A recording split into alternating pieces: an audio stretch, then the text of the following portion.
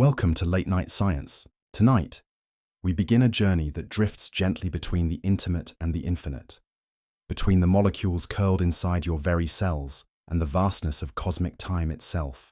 Thank you for being here. Whether you are listening from a quiet bedroom, a train crossing through night, or a distant shore, I warmly welcome those who have subscribed and followed along. And if you are new, I invite you to join this community of dreamers, thinkers, and seekers of wonder. Perhaps before we begin, you might share in the comments where in the world you are listening from, so that across this web of space and time, our curiosity may flow together. Tonight, we open the storybook of life itself, a manuscript not written in ink, but in spiraling molecules, a story that began long before Earth was even born. And as we drift deeper, you will feel yourself stepping into the spiral, listening for the whispers that rise from within it. Close your eyes and imagine a staircase that winds upward and downward endlessly, each step mirroring the one before it and yet carrying you forward into new landscapes. This is the double helix, DNA, the quiet ladder of life twisted into elegance. It is not carved from wood nor forged from stone, but woven from atoms that dance, holding together through invisible bonds. The rungs of this staircase are not numbers or words, but four small chemical letters: adenine, thymine, cytosine, guanine, that repeat and rearrange into endless combinations. They look simple when written as A, T, C, and G, but together they compose the entire script of life. In your body, in every cell, this spiral turns silently, carrying the history of ancestors and the potential of futures yet to arrive. The contrast is striking. On the one hand, it is only chemistry, molecules shaped by physical laws. On the other, it feels like a script, a text, a poem older than the rocks beneath our feet. And here you sit, breathing slowly, carrying within you this spiral that has been written across billions of years. Science tells us that DNA is a molecule, a chain of nucleotides held together by sugar-phosphate backbones, a structure first glimpsed in the mid-20th century when Rosalind Franklin's X-ray crystallography revealed its form. Yet beyond the details of hydrogen bonds and base pairs, there is something almost mythic in its simplicity.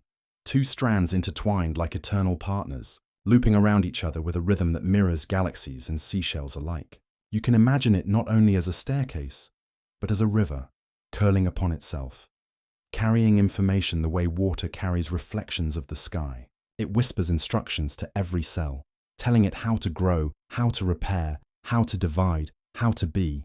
Without speaking a single word, it gives rise to voices, to eyes, to thoughts, to you listening here tonight. This is the paradox. A molecule so silent, and yet, from its silence arises the entire chorus of life. And still, as you let the image of the spiral settle in your mind, you may wonder, is it truly only chemistry? Or is it a language, an ancient message passed forward like a secret through time? Consider how fragile and resilient this script is. On one side, DNA is delicate, easily broken by radiation, heat, or the smallest chemical disruptions. A single misplaced letter can cause great change. Yet on the other side, it is enduring. So enduring that fragments of DNA have been recovered from creatures that walked the Earth tens of thousands of years ago, and chemical precursors of its bases have been found floating in interstellar clouds. Think of that. Pieces of life's alphabet drifting in the cold, dark reaches of space, long before Earth's oceans had formed. Imagine dust grains coated in molecules, riding comets through frozen silence, carrying with them the possibility of a future world alive with forests and breath and minds. Here lies the contrast between certainty and speculation, evidence and mystery. We know DNA is ancient, but could it truly predate our planet, seeded by the cosmos itself? If so, then your body carries a script whose first chapters were written among the stars. As you rest deeper into this thought, you may feel the spiral as more than structure, more than molecule. It becomes memory, an archive of resilience, a living manuscript. Inside, you are not just the instructions for building your body today, but echoes of ancestors, hair colors, immune defenses, tendencies and temperaments whispered down through centuries. In the spiral rests the story of survival, how generations endured storms, plagues, and ice, passing the thread of life into your hands. DNA does not remember in the way your mind recalls moments or dreams. It remembers by persisting, by copying itself with near-perfect fidelity, by carrying tiny alterations that mark the passage of time. You are, in essence, the present form of this memory, a walking continuation of its story. And when you imagine your body as an archive of billions of years of persistence, perhaps you feel not only small but also infinite. Yet for all its endurance, DNA has no voice that declares purpose, no handwriting that reveals intention. When you read a poem, you search for the poet. When you admire a painting, you look for the painter's name. But when you gaze into the spiral of life, who is the author? Some say there is none. That DNA is the inevitable outcome of chemistry, shaped by time and chance, no more authored than the erosion of a canyon. Others suggest there is a deeper authorship, that perhaps DNA is a universal tendency, an emergent property of the cosmos, as natural as stars forming from hydrogen. And still others, in philosophy and myth, wonder if it is written by something beyond measure, a cosmic intelligence or principle. Here we meet contrast again. Randomness versus intention, chaos versus meaning, blind mechanism versus whispered design. Each possibility leaves us standing on the spiral staircase, pausing, hand upon the railing, wondering whether we are climbing towards something or simply circling forever. And so, as you breathe slowly and imagine the spiral turning endlessly within you, the question remains like a soft hum. If DNA is a script, who or what is the author? Perhaps the author is chance. Perhaps the author is time. Perhaps the author is you, as you continue the story with every breath, every step, every thought. Or perhaps the question itself is the point, not to be answered, but to be carried gently, like a lantern, as we descend deeper into the corridors of life. For tonight, it is enough to know that within you lies a spiral staircase, older than Earth, whispering softly through the silence of your cells. And if the spiral is a story, then the next chapter beckons. Where did the script begin, and how did it find its way here, to you, to now, to this moment of stillness?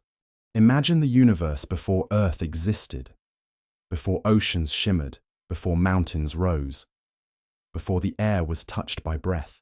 Picture a cosmos filled with dust and fire, clouds of molecules drifting between stars, collisions of asteroids and comets in the silent dark. In this pre-planetary theatre, there may already have been whispers of the alphabet of life, not in living creatures, not yet, but in fragments, in molecules, in small arrangements of atoms that, when given the right environment, would one day begin to write. You can think of these molecules as seeds scattered across the night, waiting for fertile soil. To believe that life's code arose only after Earth formed is one story. To believe that the code was already here, older than Earth itself, is another. And between those two possibilities lies a space of wonder. Science traces the earliest chemistry of life to what are called nucleobases, the components that make up DNA and RNA. These molecules have been found in meteorites, locked within space rocks that have traveled across billions of years. Imagine holding a fragment of stone fallen from the sky, and inside it, hidden like an ancient treasure, lies adenine, guanine, cytosine, letters of the script you carry within yourself. These are not speculations but discoveries, pieces of evidence that the alphabet of life does not belong solely to Earth. When comets sweep through space trailing icy dust, when asteroids drift silently, they may be carrying these small but profound fragments, as if the universe has been scattering pages of a book long before anyone could read. And yet, there is uncertainty. Do these molecules arise frequently, naturally, wherever carbon and energy meet? Or are they rare, lucky accidents in a cosmos that mostly rests silent? Consider the contrast. On one hand, the chemistry is clear. Carbon atoms bond easily. Nitrogen and hydrogen shape stable rings. Ultraviolet light sparks reactions in icy grains. Under these conditions, nucleobases can form in laboratories that mimic space, suggesting that the alphabet of life might be a natural tendency of the universe. On the other hand, there is the vast silence of the cosmos, the absence of clear signals from other worlds, the haunting possibility that even with such seeds scattered, life itself is rare, perhaps unique to this blue planet you call home. You stand between certainty and mystery, knowing that the letters exist in space, but not knowing whether they are ever arranged into words beyond Earth. And this tension between the abundance of possibility and the scarcity of proof creates a gentle unease, a curiosity that drifts like starlight into your thoughts. Now imagine Earth as it formed, a molten sphere of fire and rock, too hot for oceans, too chaotic for calm. If life's script were to begin here, it would have waited until the surface cooled, until water pooled in valleys, until lightning struck chemical soups. But if the code was older, if it came carried on comets or dust, then life's beginnings on Earth were not from scratch, but from inheritance. The planet may have been less a composer and more a stage, receiving a script already drafted in cosmic silence. This idea, panspermia, is not about little alien creatures arriving fully formed, but about molecules, precursors, instructions written before worlds condensed, drifting through interstellar clouds. If this is true, then your DNA carries a history that did not start in Earth's oceans, but in the cold darkness between stars. How ancient does that make you? How wide does that stretch your sense of belonging? Philosophically, this thought dissolves the boundary between here and elsewhere. If DNA's letters were formed in space, then life is not an earthly accident, but a cosmic pattern, a tendency woven into the chemistry of the universe. In such a view, you are not simply of Earth. You are of stars, of dust, of interstellar ice. The story of life does not begin with oceans and continents, but with clouds of gas collapsing into suns. The contrast deepens. Life as something fragile, unlikely, confined to a single world, or life as something inevitable, written into the very conditions of matter. Each path leads you to a different kind of humility. One makes you rare, precious beyond measure. The other makes you part of an endless unfolding, one verse in a cosmic poem recited across galaxies. Both can be true in different ways. Both can lull your mind into stillness as you drift deeper into thought. Close your eyes and imagine those icy grains floating through the interstellar medium, exposed to light from distant stars. Radiation triggers reactions, transforming simple molecules into more complex ones. These grains clump, forming comets. The comets wander for eons, until gravity draws them toward young worlds. They crash, they scatter, and suddenly, a barren planet is seeded with fragments that will one day become instructions for life. Here lies the contrast again: destruction and creation, violence and tenderness. A comet strike may level landscapes, yet within the dust it leaves behind may be the spark of a beginning. Life may rise out of ruin, not despite it. The code older than planets may need chaos to awaken, just as seeds sometimes need fire to sprout. In this cosmic backdrop, you can sense a rhythm. Life is not a sudden invention, but a continuation of patterns that predate Earth itself. To think of DNA as a code older than planets is to feel time stretching beyond imagination. 4.5 billion years ago, Earth formed, but the molecules that would one day compose its living creatures may have been adrift long before that. 10 billion years ago, stars lived and died, scattering carbon into space. In that carbon, chemistry began weaving simple chains. The script was already whispering, though no ears yet existed to hear it. You, now listening, are the result of that long silence turning into voice. And if that voice feels fragile, fleeting, consider this. The molecules may persist long after Earth is gone, waiting again, drifting again, whispering again into whatever worlds will form next. And so the chapter lingers here, between what science shows and what philosophy wonders. On one side, you see laboratory results. Meteorites cracked open to reveal nucleobases, comets analyzed to reveal organic compounds. On the other side, you feel the mystery of inheritance, the sense that your very body is made of fragments older than the world beneath you. Is life a local phenomenon or a cosmic inevitability? Did DNA begin here or did Earth inherit the manuscript? You do not need an answer to rest in the wonder of the question. It is enough to imagine that when you look up at the night sky, you may be looking not only at distant suns, but at the birthplace of the very script that writes you into being. And in the quiet after that thought, as the spiral of DNA still hums softly within you, the story carries forward. If the code truly predates Earth, if its seeds were scattered before planets, then we are not only children of Earth, but children of time itself. But how did these 4 letters, A, T, C, G, come to carry such meaning? How did such simplicity give rise to the endless complexity of forests, oceans, and mines? To find out, you must follow the letters more closely into the alphabet of life itself and see how 4 characters create entire worlds. Imagine for a moment that all the beauty of life, all the complexity of forests and rivers, of skin and thought, of memory and imagination, could be reduced to just 4 characters. Not words, not sentences, not books.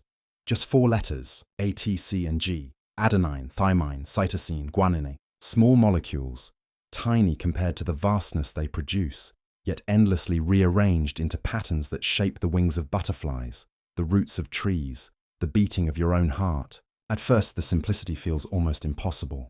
Could 4 repeating shapes really be enough to write the entire story of life? But as you let the thought settle, you see the paradox.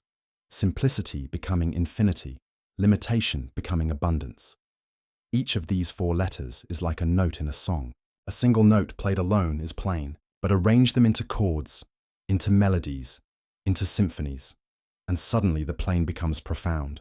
DNA works in this way, building sequences of letters, 3 at a time, forming words that scientists call codons. These codons then give rise to proteins, and proteins build everything you can touch, everything you can see, everything you are. Think of it as a library with only 4 symbols, yet from those symbols, entire epics are written, each page unique. This is the marvel. Life did not need thousands of letters, but only 4, endlessly reshuffled like stars forming constellations. And here, contrast rises again, the apparent restriction of 4 letters, and the limitless variety of what emerges from them. Look closer at how these letters pair, how they find each other with quiet certainty. Adenine pairs with thymine, cytosine with guanine, always, without fail, as though each letter carries in its shape a longing, a perfect match. You can picture them as partners in a dance, holding each other's hands as the spiral staircase winds upward. Their consistency is what makes DNA reliable, what allows it to copy itself faithfully across generations. And yet, even within this strict pairing, there is room for endless variation. The order of the letters, not their individual shapes, creates meaning. It is not unlike human language. The alphabet is limited, but the words are infinite. From A and T, from C and G arise whales and orchids, coral reefs and mountain lions, hummingbirds and human dreams. Now pause and feel the intimacy of this thought. In every cell of your body, these 4 letters are writing continuously, silently, without end. They are scripting the proteins that keep your heart muscle contracting, that keep your lungs exchanging air, that repair the small tears in your skin. It is easy to take these processes for granted, to think of them as automatic. But beneath them is this alphabet, humming quietly. 4 letters, repeating, reshuffling, singing the song of your life.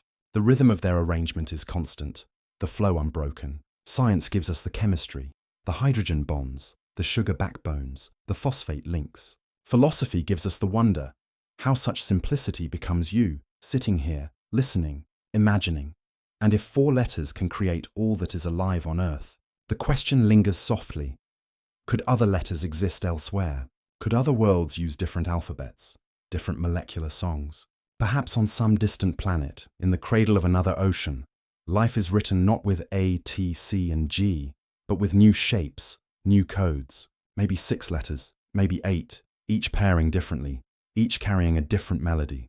To think that life might not only exist elsewhere, but be composed in a language we cannot yet imagine, is to stretch your mind into vastness. The contrast is soothing and unsettling at once, the comforting universality of 4 letters here, and the possibility of infinite alphabets beyond. Within you, however, the 4 remain steadfast. They whisper continuity, connection, belonging. You share them with the oak tree outside your window, with the bird that sings at dawn, with the bacteria that live quietly in your gut.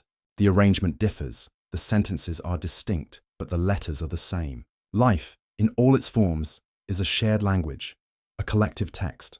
To realize this is to feel kinship with all things, as though every creature is another verse in the same poem. You are not separate from nature. You are bound to it by the very alphabet that writes you both. And this recognition brings a calm humility. In difference, there is sameness. In variety, there is unity. But within this unity lies tension. These letters can create beauty, but they can also create fragility. A misplaced letter, a skipped pairing, can result in mutations, diseases, struggles. The same code that writes strength can write weakness. This duality, life's poetry and life's vulnerability, rests in the same alphabet. It reminds you that even the most elegant systems carry imperfection, that even the script of life is never flawless. And perhaps, hidden in those flaws, in those slight deviations, is creativity itself, the chance for newness, for change, for evolution. Without mistakes, there might be no growth. Without variation, no song would change. As you breathe slowly, imagine drifting through a library where every book is written with just 4 letters. Row upon row of volumes stretching beyond sight. You open one and find the pattern of a dragonfly's wing. You open another and see the recipe for a whale's muscle. In another lies the instructions for the green of a leaf or the spiral of a seashell. Each book is different, yet all draw from the same alphabet. And you too are a volume in this library. Your story unfolding one page at a time. Your letters repeating across the billions of cells that make you whole. Now reflect on how fragile it feels. 4 letters, endlessly repeating yet easily disrupted. And how eternal it feels. 4 letters, endlessly repeating yet capable of sustaining life for billions of years. Fragility and endurance, limitation and abundance, sameness and difference, all coiled together in this spiral alphabet. And as you listen, you may sense that the letters are not only within you, but around you, weaving everything into one great text. The universe writes, and you are part of the writing. And still, the thought drifts on. Why 4? Why not 3 or 5 or 12? Is there something inevitable about these 4 shapes? Their particular bonds, their elegant fit? Or is it chance, frozen into permanence by the contingencies of early Earth? Science does not yet have a complete answer. Some suggest that chemical stability favored these bases. Others imagine that once life began with them, it could not change. But in the quiet between explanations, a mystery lingers. The entire story of life balanced on 4 characters, as though the universe chose a language and never looked back. And so you close this chapter with the sound of those letters echoing softly. A, T, C, G. 4 notes, repeating, pairing, singing. They are within you, around you, beneath you.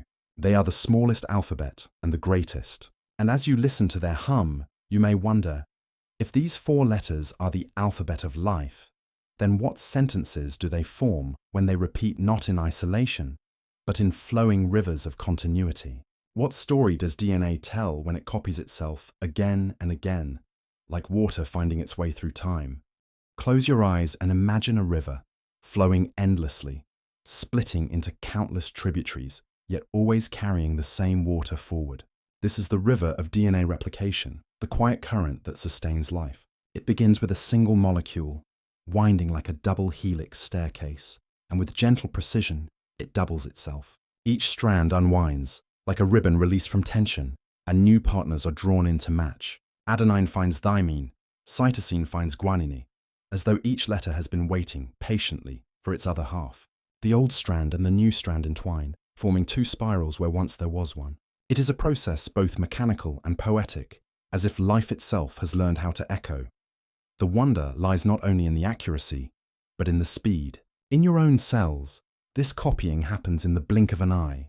Billions of letters repeated faithfully, each moment a quiet miracle. Tiny molecular machines, enzymes with names like helicase, polymerase, ligase, work together like a symphony. Helicase unzips the helix, opening the strands like pages in a book. Polymerase races along, reading each exposed letter and bringing in its partner, building the new chain. Ligase ties the fragments together, stitching the code seamlessly. These machines are invisible to your eye, yet their rhythm sustains you. Every breath you take, every heartbeat depends on their silent labor, and yet the river is not without turbulence. Even with its astonishing fidelity, mistakes occur. A letter mispaired, a slip in the sequence, a ripple in the stream. Sometimes these errors vanish, corrected by proofreading enzymes that act as careful editors, scanning the text for misplaced marks. Sometimes, however, they persist. A wrong letter remains. A mutation is born. Most are harmless, ripples fading into still water. Some, however, can change the current, shaping new traits, new possibilities, new risks. In this way, the river of replication is both stable and unpredictable, a paradox of constancy and chance. Life depends on its accuracy, yet also evolves through its errors. Consider the scale of this river. It flows not just within you, but within all living things. Every leaf, every bird, every insect, every human. Each carries a copy of DNA that must be replicated again and again, as cells divide, as organisms grow, as generations follow. The river stretches across time, from the earliest cells in primordial oceans to the intricate bodies that walk the earth today. Each replication is a moment in this continuum, a droplet of water in the endless stream. And so, when you pause to feel your own pulse, you are listening to the flow of that river within you, a current as old as life itself. Now let your imagination drift deeper into the molecular world. Picture the double helix unwinding slowly, like two dancers parting, their hands slipping away, only to rejoin with new partners. Picture the polymerase, sliding like a careful craftsman, reading each symbol, ensuring each letter finds its place. Picture the forks where replication begins, points called origins, like springs bubbling from the earth, feeding the flow. Thousands of these springs emerge across your DNA, allowing replication to occur quickly, efficiently, across a molecule so vast it would stretch for meters if uncoiled. The complexity is staggering, and yet the rhythm is calming. An unbroken current, flowing through every cell.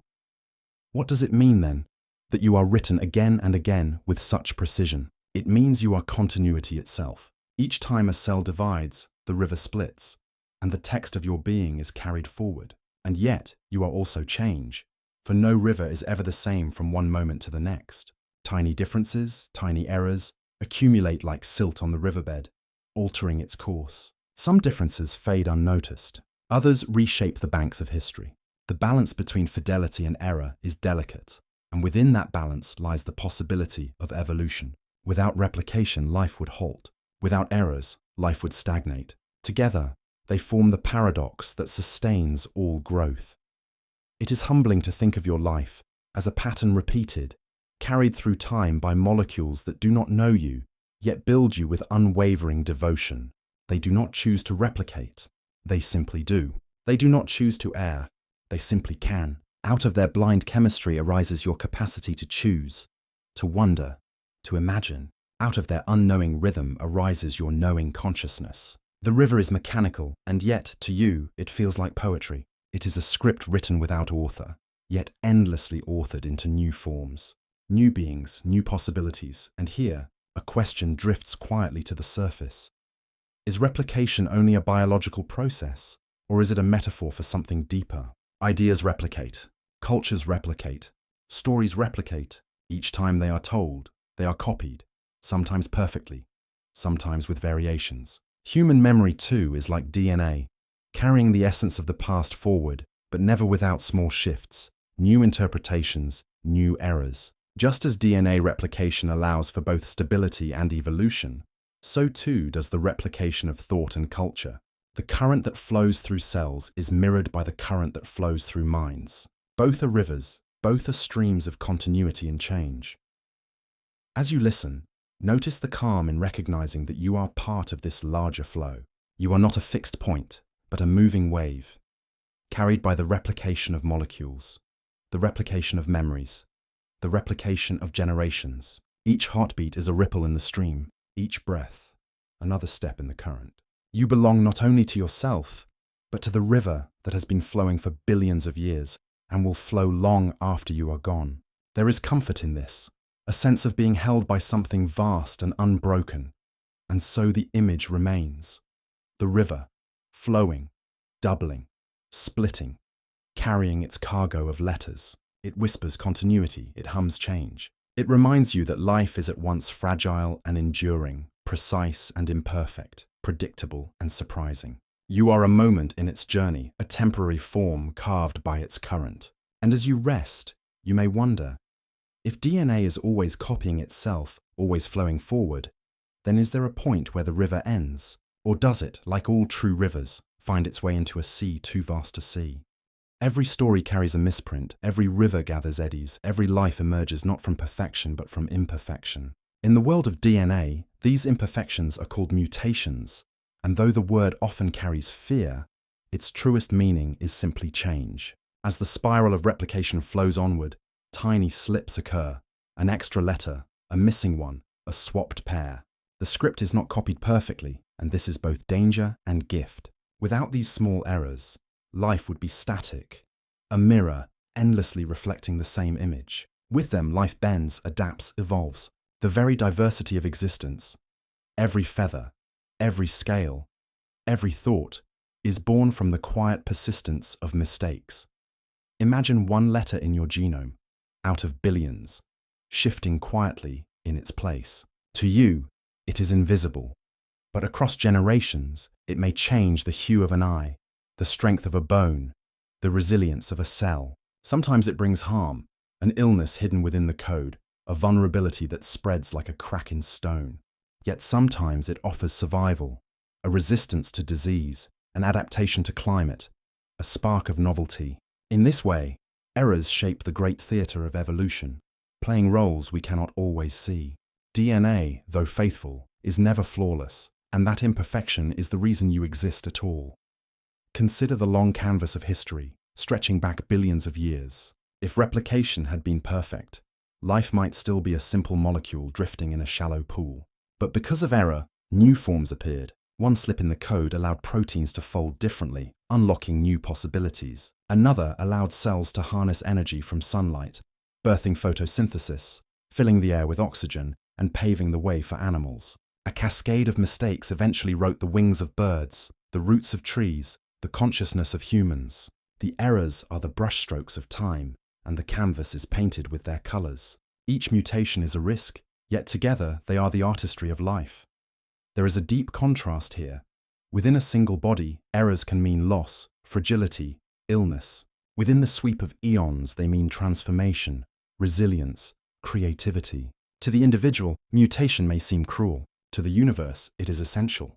The same shift in a single nucleotide may bring suffering to one family and strength to another species. The same alteration that weakens one heart may give rise to the ability of another creature to endure the desert, or the ice, or the sea. Evolution does not measure fairness, only survival. It is a process of trial and error, where mistakes are tested by the environment, and those that endure are woven into the future. Pause and imagine a branching tree, each branch splitting further into twigs, each twig carrying leaves. Mutations are the branches, small divergences from the trunk, spreading outward, diversifying into countless forms. Without branches, there would be no tree, only a single line stretching upward. With branches, there is a canopy, a forest, a living mosaic of shapes and colors. Life's family tree is the same, built by divergence, by change, by the countless mutations that splintered the stream of replication into endless possibilities.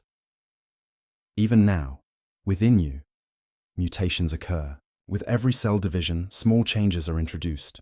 Most go unnoticed, corrected by enzymes or silenced by redundancy in the code. But some persist, hidden within your cells, carried forward. They may mean nothing for you, or they may echo into the generations that follow. In your children, or your children's children, a single altered letter may change the story. Perhaps it will vanish into silence. Perhaps it will shine as an advantage. Perhaps it will linger as a challenge. Each error is a seed cast into the unknown, waiting to see if it will take root. There is a humility in this recognition that you are not the product of perfection, but of countless errors, sifted by time. Every trait you carry, from the curve of your spine to the rhythm of your brainwaves, is shaped by mutations long past. Some were harmful and did not last. Some were neutral, drifting like background noise. But some were useful, and they endured, becoming part of your being. You are not a flaw corrected. You are a collection of flaws that happen to work. You are the triumph of mistakes. Philosophically, this invites reflection. If errors gave rise to life, then is error itself a kind of wisdom? In our own lives, we often fear mistakes, seeking perfection, fearing deviation. Yet in the story of DNA, mistakes are the source of growth. They are not the end of the story, but the beginning of a new chapter. Could it be that human errors too carry potential? That within failure lies the seed of transformation? That within imperfection lies beauty? Science tells us mutations fuel evolution. Philosophy whispers that perhaps all creation depends on what strays from the script. Let your thoughts drift outward now, beyond yourself, to the great arc of evolution. Picture the earliest bacteria drifting in warm seas. Picture the branching of life into plants and animals, fungi and archaea. Picture the rise of fish, the leap onto land, the spread of mammals, the emergence of primates. Each turning point was not written by perfection, but by error. Each leap came from a change that might once have seemed insignificant, a misplaced letter that altered the course of life on Earth. From such tiny accidents emerged whales and hummingbirds, forests and coral reefs, cities and satellites. The grandest designs arise not from certainty, but from chance. And so, as you rest, there is comfort in knowing that even error has meaning. You are connected to a history where imperfection is the engine, not the flaw. The same process that allows a virus to adapt is the process that allowed your ancestors to survive ice ages, deserts, storms. The same vulnerability that opens the door to disease also opens the door to creativity. The river of replication does not fear turbulence. It carries it forward, letting the current itself decide which ripples will remain. Tonight, you may carry mistakes of your own, moments you wish had been perfect, choices you wish had been flawless. Let DNA remind you, perfection is not the origin of life. Change is, error is. What feels like failure may, in time, be the mutation that allows you to grow. Just as life bends through mistakes, so too may your path. Perfection may comfort, but imperfection creates. And if DNA is older than Earth itself, then perhaps the wisdom of its errors is also timeless. The thought lingers, quiet and steady.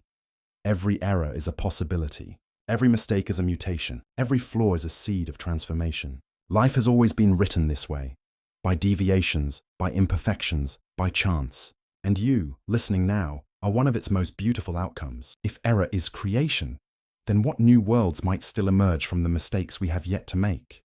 If you could listen closely enough, you might hear whispers carried in your very cells, echoes not of your own life, but of lives lived billions of years before you. DNA is not only a script for the present moment, but also a palimpsest, a manuscript written over and over, still carrying traces of older texts beneath the new ink. Within its spirals are signatures of ancient events. The first microbes that learned to survive heat and salt. The first cells that joined together in fragile alliances. The first organisms that stumbled toward complexity. Your genome is not just yours. It is a museum, a record of survival, a story so long it predates mountains, continents, and even the planet you stand on. As scientists explore the sequence of human DNA, they uncover passages that no longer function, like broken verses in a forgotten language. Some of these are pseudogenes, fragments of code that once held meaning, but have since gone silent. They are like ghostly footprints in the sand, showing that a journey once passed this way. Others are viral relics, the remains of ancient infections that inserted their genes into our ancestors and became part of us. Imagine, long before humans, before mammals, before fish, a virus slipping into a cell and leaving behind a piece of its own script. That fragment, instead of vanishing, was carried forward, copied faithfully, generation after generation, until now it lies within you, an echo of a struggle long past, woven into the very code of your being. The most striking realization is that we are not entirely our own. Almost 8% of the human genome is made of viral sequences, fossils of ancient battles fought by cells against invaders. Some of these remnants remain silent, while others have been repurposed, transformed by evolution into useful tools. One viral gene, for instance, became essential for the development of the placenta, the organ that allows mammals to carry young within their bodies. Without that viral gift, humanity as you know it might never have existed. What began as infection became foundation. What was once intrusion became intimacy. The echoes of the ancient world still hum in your blood, not as threats, but as part of the music that sustains you.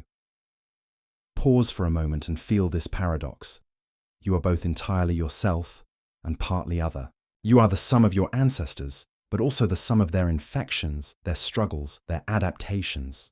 The DNA in your cells is not a fresh beginning, but a long continuation, a river braided with countless tributaries, carrying sediments of forgotten worlds. Some regions of your genome are highly conserved, barely altered across billions of years, because they encode functions so vital they cannot be changed. Others are littered with debris, echoes of experiments that did not last, errors that faded into silence, fragments of code that once mattered but no longer do. Both kinds of sequences, the vital and the vestigial, are part of who you are.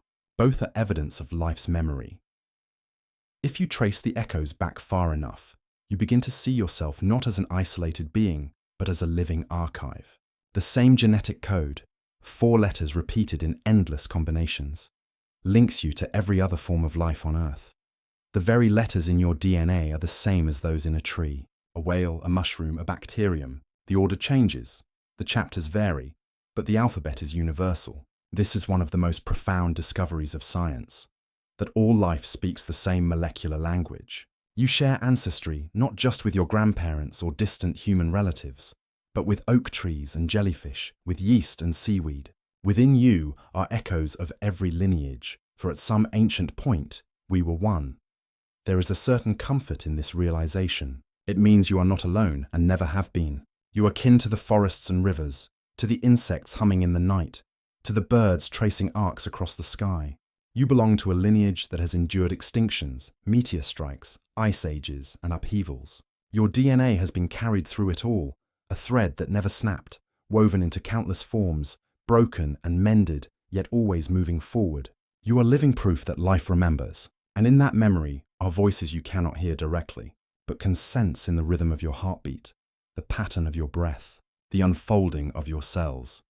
Science shows us that even in silence, the echoes remain. For example, segments of DNA called junk were once thought meaningless.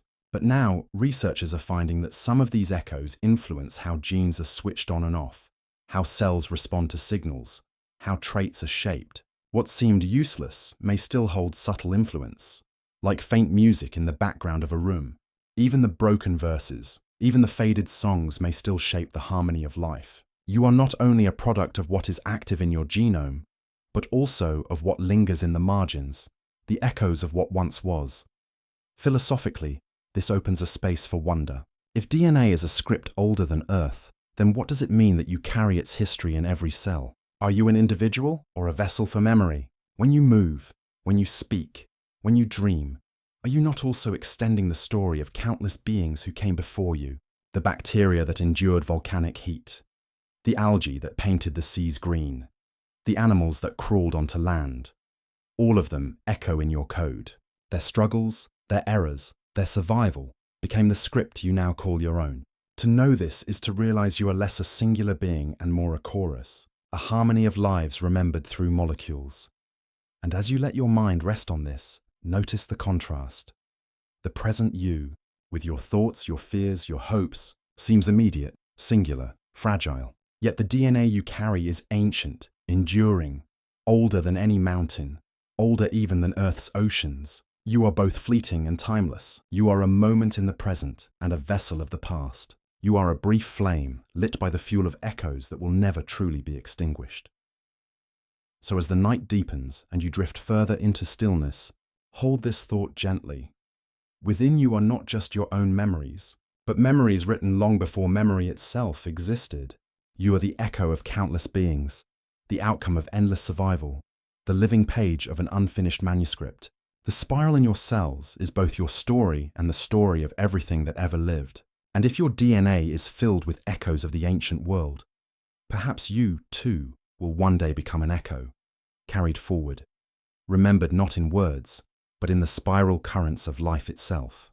Every language has its alphabet, a small set of symbols that combine to form words, sentences, stories. The universe, too, seems to write with an alphabet, and in the case of life, that alphabet is composed of just 4 letters: A, T, C and G, adenine, thymine, cytosine, guanine. From these 4, an unimaginable library is built.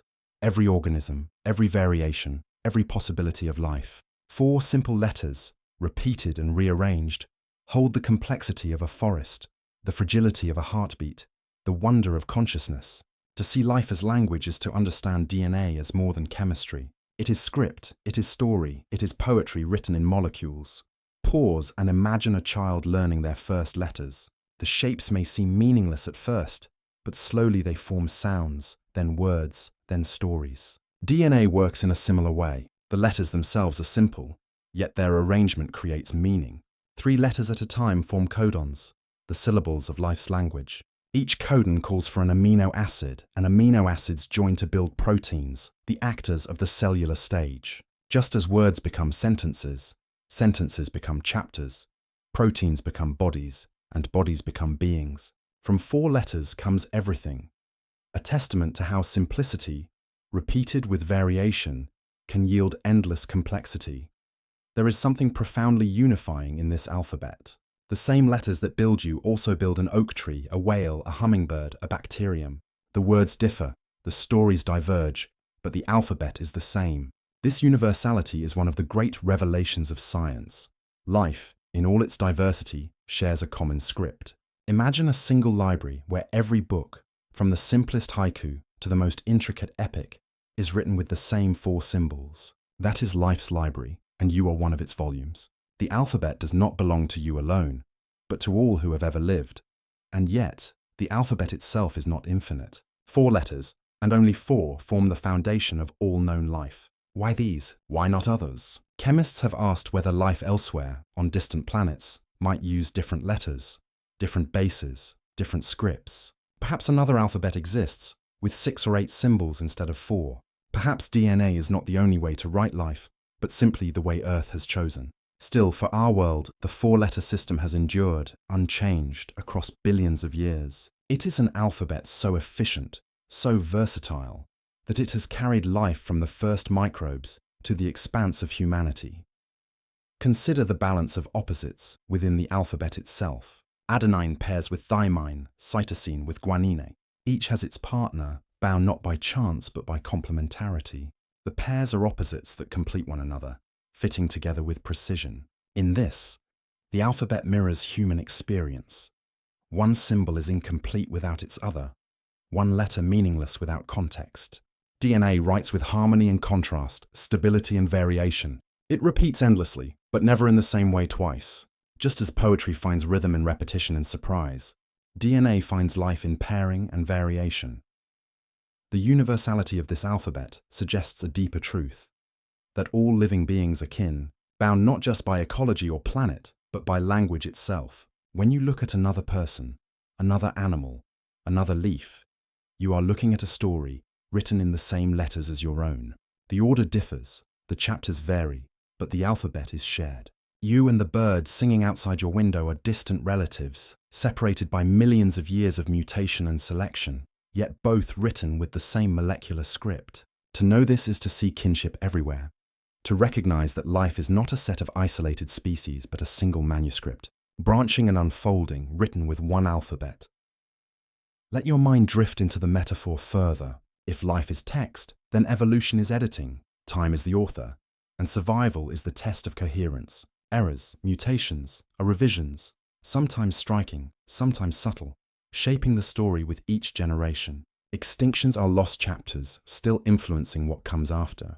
And consciousness, perhaps, is the reader, pausing to reflect on the script itself. When you study DNA, you are not only reading your own code, you are glimpsing the alphabet of existence, the very letters from which all stories are composed. There is a humility in recognizing that your uniqueness is built from the same 4 letters as everything else. You are extraordinary, not because your alphabet is different, but because its sequence is yours alone. Out of 4 simple symbols, a genome is written with billions of characters, no 2 stories identical. Like snowflakes made of the same water molecules, no 2 beings are the same, yet all are formed from the same essence. Diversity arises not from separate origins, but from shared letters endlessly rearranged. You are both ordinary and singular, both one among many and irreplaceable. Philosophically, the universal alphabet raises a question. Does the universe prefer simplicity? 4 letters, endlessly recombined, are sufficient to create the richness of Earth. A handful of fundamental particles, combined in different ways, create the richness of matter.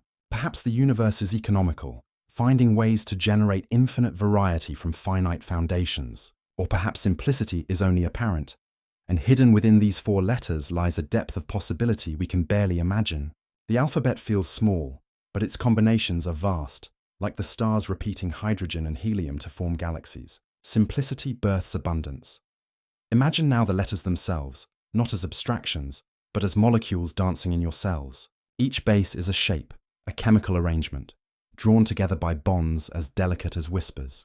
They meet, they pair, they spiral into the helix, repeating endlessly, an alphabet woven into architecture. If you could magnify your vision enough, you would see the letters not as symbols on a page, but as living forms, pulsing with energy, responding to forces, binding and unbinding. They are not static but dynamic, alive in motion. The alphabet of life is not ink, but chemistry, not stillness, but flow. And as you let this vision settle, Consider the soft paradox. The four letters are universal, yet the story they tell is always unique. The alphabet is shared, but the poem is your own. You are both repetition and novelty, echo and invention. The tree outside your window, the bird in the sky, the person beside you, all speak the same alphabet, but none tell the same story. Life's beauty lies not in the letters themselves, but in how they are arranged, in the endless creativity born of repetition. Tonight, as you drift into quiet, hold this thought. The alphabet of life is not confined to the page of your DNA. It is written in the stars, in the particles, in the patterns of existence. Four letters build you, but they also connect you, reminding you that your life is part of a universal story. If the same four letters can create a cosmos of beings, then what other alphabets hidden in the universe might write stories we have yet to imagine? Every poem begins with intention, yet every great poem also holds surprise. A word that does not quite belong, a line that breaks the rhythm, an image that jars yet somehow deepens the meaning. Life, too, is written not only through structure, but through disruption. Mutations, those tiny changes in the sequence of DNA, are the universe's way of introducing improvisation into the script. Sometimes they are silent, barely altering a word in the sentence. Sometimes they are profound, shifting the very theme of the story. In their essence, mutations are life's poetry. They break patterns, they challenge order, they make the text unpredictable. Without them, life would remain static, repeating the same refrain endlessly. With them, the script dances, stumbles, evolves. Picture the alphabet of life, A, T, C, G, strung in its delicate helix, each letter carefully copied as cells divide. In theory, the copying should be perfect, a flawless transcription, yet perfection is rare in the universe. A letter slips, a symbol doubles, a word is misplaced. This error, microscopic and almost imperceptible, becomes a mutation. To the cell, it is chemistry. To us, it is story. Imagine copying a beloved poem by hand and in your haste, one word is altered. Perhaps the meaning collapses, or perhaps a new layer of beauty emerges. Mutations follow the same logic. Many change nothing, some destroy, but a few unlock possibilities that reshape the future. In these fragile errors, nature finds innovation. Biology often describes mutations in clinical terms, substitutions, insertions, deletions, but the metaphors are more revealing. A substitution is a metaphorical word swap. A light turned to night. Sometimes the sense still holds. Sometimes it darkens. Sometimes it sparks unexpected resonance. An insertion is the poet's expansion, a sudden phrase added, an image inserted that shifts the rhythm of the line. A deletion is silence, a pause where once there was sound, absence becoming as meaningful as presence. Mutations in their variety mirror the techniques of verse. They are edits, sometimes clumsy, sometimes brilliant, shaping the manuscript of life over eons. It is easy to think of mutations as mistakes, yet mistakes often carry hidden gifts. The sickle cell mutation, for instance, bends red blood cells into strange crescent forms. On its own, this can cause illness. Yet in regions where malaria thrives, the same mutation grants resistance to the parasite. What appears as flaw in one context becomes salvation in another. This duality, curse and blessing entwined, shows the paradox of mutation, danger and possibility held in the same breath. Like a line of poetry that unsettles before it enlightens, mutations can seem discordant, only to reveal hidden harmony in the larger composition. Evolution itself is the long poem written through mutation and selection. Each era is a new stanza tested against the environment. Most verses fade, unread, but some remain, their rhythm echoing through generations. The wings of birds, the eyes of mammals, the diversity of flowers, all began as mutations, tentative edits that proved meaningful in the great narrative of survival. If DNA is the text, then time is the critic, keeping some lines, discarding others, shaping the manuscript across billions of years. We live within that ongoing epic, beneficiaries of endless drafts. Every breath you take is possible because countless mutations have been sifted, tested, and kept, their words stitched into your being. Yet mutation is not only survival, it is also wonder. Think of the kaleidoscope of colors in a butterfly's wings, each hue shaped by genetic variation. Think of the vast diversity of human faces, voices, temperaments, all sculpted by mutations passed quietly from generation to generation. Even your own story is written in mutations. The tiny differences that distinguish you from your parents, your siblings, your ancestors. Without mutation, there would be no individuality, no new song for life to sing. You are not only the product of inheritance, you are the product of improvisation. You are poetry written in deviations, but not all mutations are gentle. Some bring illness, fragility, suffering. Cancer, in its essence, is a rebellion of cells fueled by mutations gone awry, a narrative fragment that refuses to end. Genetic disorders arise when a single misplaced letter alters the whole structure of a body's story. These are the darker verses of mutation, reminders that creativity carries risk. And yet, even in this darkness, there is a strange kind of symmetry. For without risk, there is no change. Without the possibility of error, there is no evolution. Poetry that never risks confusion or rupture becomes predictable, inert. So too with life. Its beauty is inseparable from its vulnerability. Philosophically, mutations invite reflection on the value of imperfection. We are conditioned to admire order, pattern, control, but the universe thrives in deviation. A spiral galaxy is not perfectly symmetrical. A mountain range is not uniformly shaped. Beauty often arises in the cracks, in the unexpected turns. Mutations embody this principle within us. They whisper that imperfection is not only inevitable but essential, that newness is born through disruption. You, with all your flaws and peculiarities, are the living testimony that perfection was never the goal. The script of life is not meant to be polished into sameness. It is meant to sprawl, to stumble, to explore. Consider also the role of chance. Mutations occur randomly, without foresight, without design. Yet over vast spans of time, randomness yields order. Like a poet pulling words from the air, testing them on the tongue, life pulls mutations from chance, testing them in survival. Most fall away, but some fit, some linger, some elevate the story. From randomness emerges pattern, from accident emerges meaning. There is comfort in this paradox, that the cosmos need not be perfectly scripted to create coherence. Life is a poem co-authored by chaos and order, chance and necessity. Close your eyes and imagine your ancestors, stretching back not just hundreds of years but millions. Each one carried mutations, small and large, gifts and burdens. Each one passed forward what chance had given them, shaping the lineage that leads to you. You are the culmination of countless revisions, billions of experiments written into flesh. When you laugh, when you think, when you breathe, you enact a performance that could not exist without mutations woven into your DNA.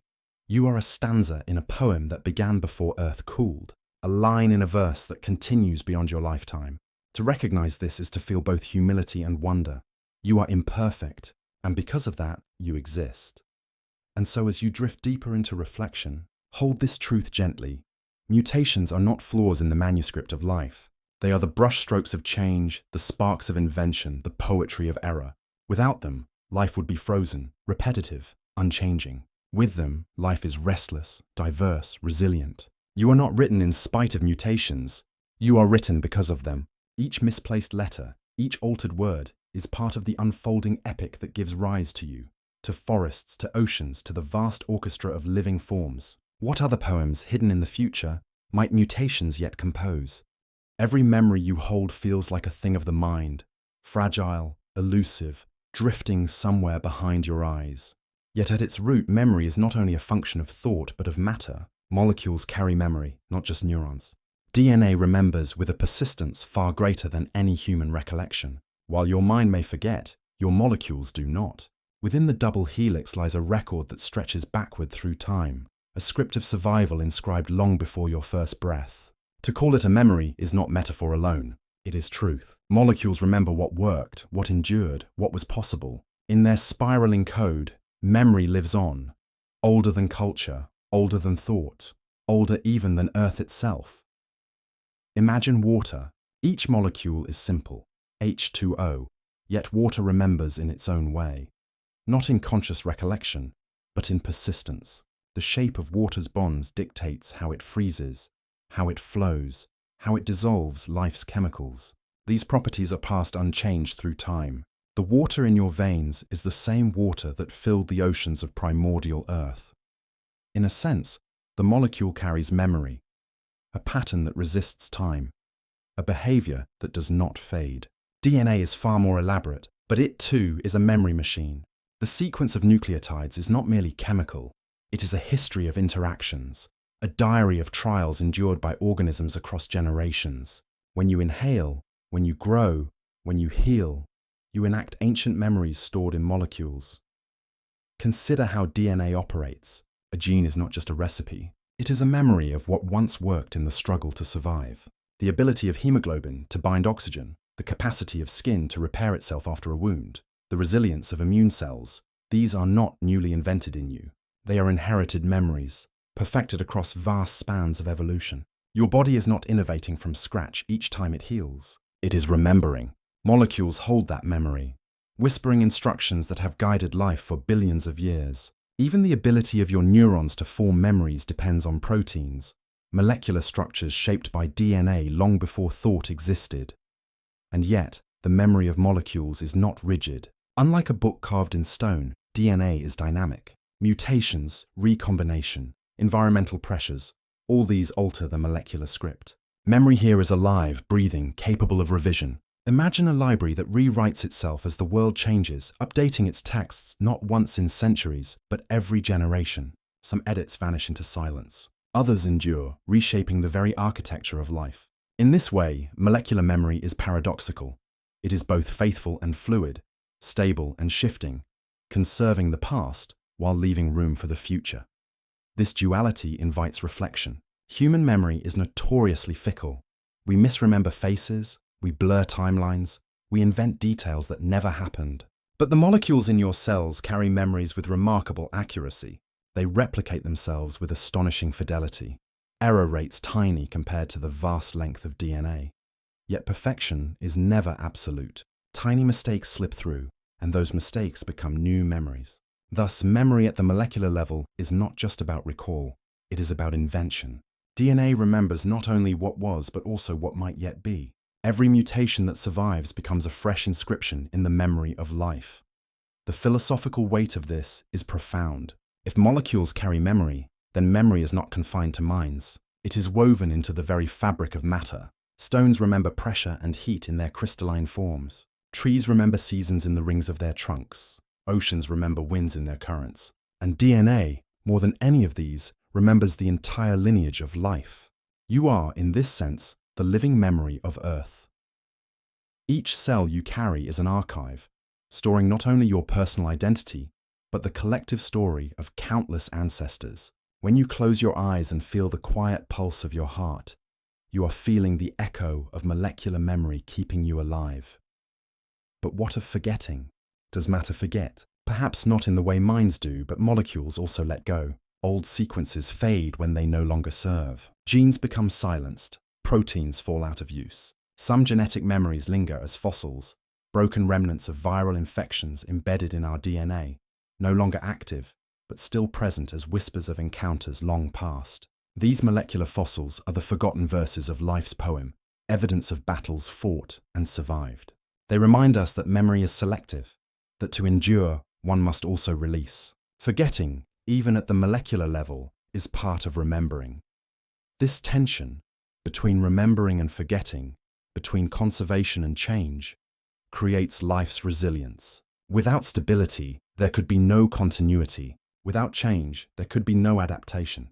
The memory of molecules balances these forces, holding steady while allowing transformation. It is a memory unlike any human library, for it is written not in paper or ink, but in chemistry itself, replicated in every cell, sung in every breath. You do not carry this library outside you, it is you. Your identity, your existence, your every motion is animated by molecular memory. Imagine standing at the edge of an ancient forest. The trees stretch upward, their roots deep in soil, enriched by millennia of decayed leaves. The soil itself holds memory of rain and sunlight, of life and death, of molecules cycling endlessly between organisms. In your body, the same cycle continues. Carbon, oxygen, hydrogen, atoms older than stars flow through you, weaving you into the memory of the cosmos. In this sense, you are not only remembering your past, you are remembering the universe's past. You are a continuation of matter's story, a page in a molecular chronicle that began before time was measured.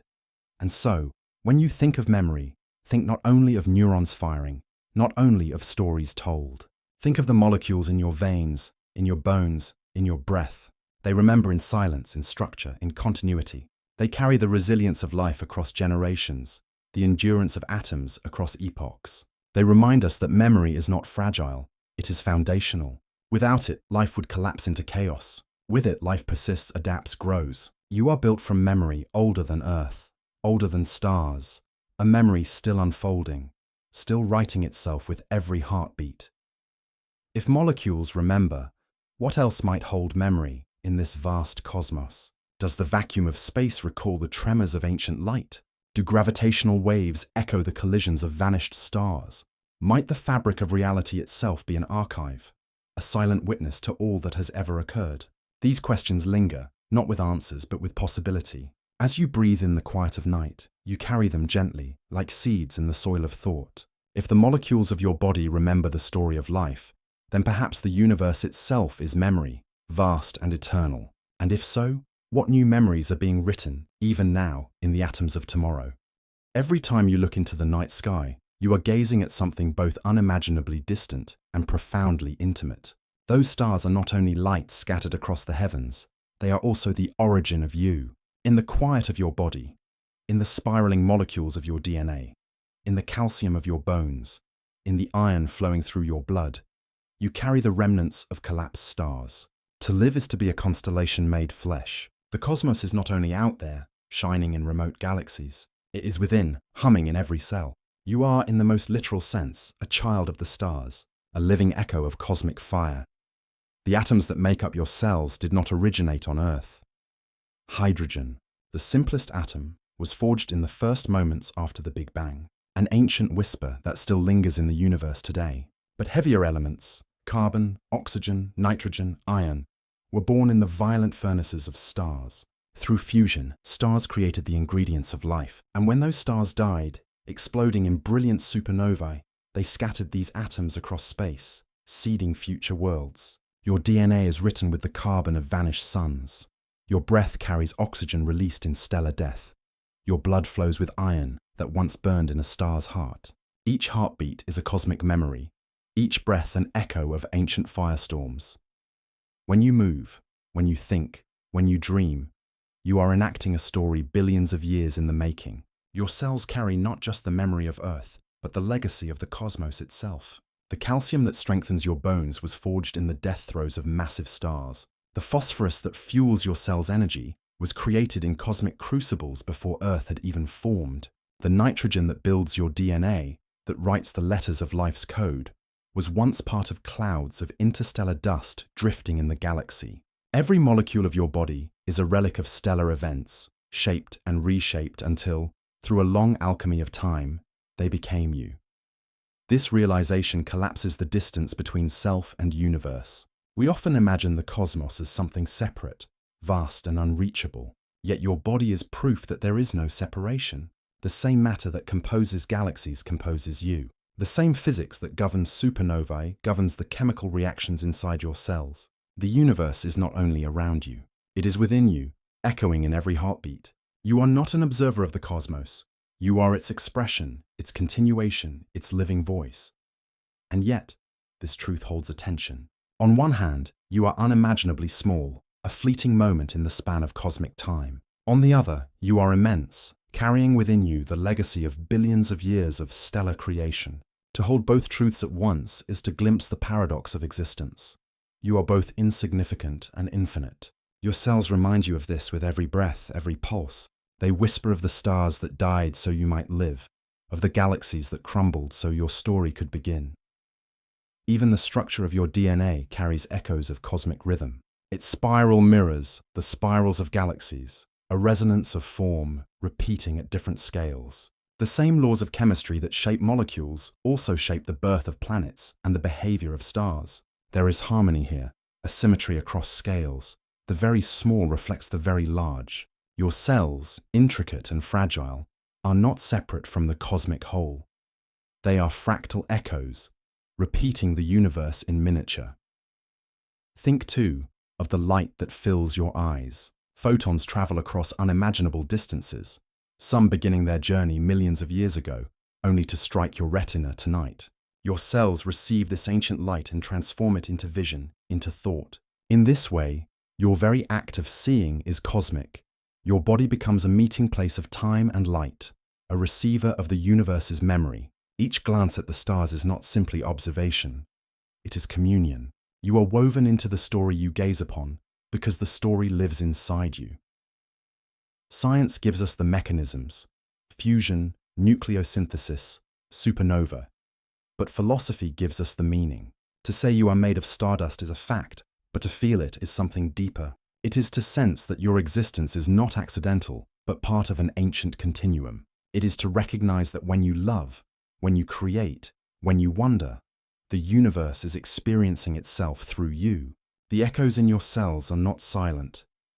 They sing, and their song is life itself. And so, as you drift deeper into reflection, feel the cosmic intimacy of your body. The atoms of your heart once belonged to stars that collapsed before Earth was born. The atoms of your skin may have passed through countless other forms before arriving here. You are a mosaic of cosmic history, assembled moment by moment into a single, fleeting, precious life. In you, the universe remembers its own fire, its own rhythm, its own beauty. You are not only in the cosmos, you are the cosmos, awake and aware. And this raises a question as quiet as it is profound. If your cells carry echoes of the stars, what future echoes will you create? What traces of you will ripple outward, mingling with the molecules of tomorrow, shaping stories not yet born? Before there were words, before ink on parchment, before stories whispered by firelight, there was already an alphabet written into matter, not the alphabet of human tongues, with their shifting symbols and fragile scripts, but the alphabet of life itself, 4 letters, A, T, C, and G. They do not belong to any one language, yet they speak across all species, across all time. This is the first alphabet, etched not in paper but in molecules, composed not by poets or scribes, but by chemistry and chance. And from this alphabet comes every story of life that has ever been told. Imagine the early Earth, raw and unsettled, oceans steaming under a restless sky. In the shallow waters and volcanic pools, molecules collide, break apart, and rejoin in endless dance. Amid this chaos, patterns begin to emerge, chains of nucleotides that pair and fold, echoing structure in their rhythm. Slowly, out of randomness, an alphabet arises. It is not invented in a moment. It emerges through persistence, through repetition. The same 4 symbols, adenine, thymine, cytosine, guanine, form the building blocks of meaning. Just as a poet learns to arrange letters into words, life learns to arrange nucleotides into genes, and genes into organisms. The first alphabet is not written to be read, but to be lived. In this alphabet, pairing becomes the grammar. A always with T, C always with G. These pairings are rules, like the syntax of a language. But unlike human grammar, which bends and shifts with culture, these pairings are unyielding, universal. They are the law of molecular conversation, the foundation on which the script of life unfolds. From 2 simple bonds arises the possibility of infinite stories. Think of the 26 letters of English, how they create libraries without end. The genetic alphabet, with only 4, creates forests, oceans, wings, eyes, songs, and thoughts. Fewer letters perhaps, but infinite expression.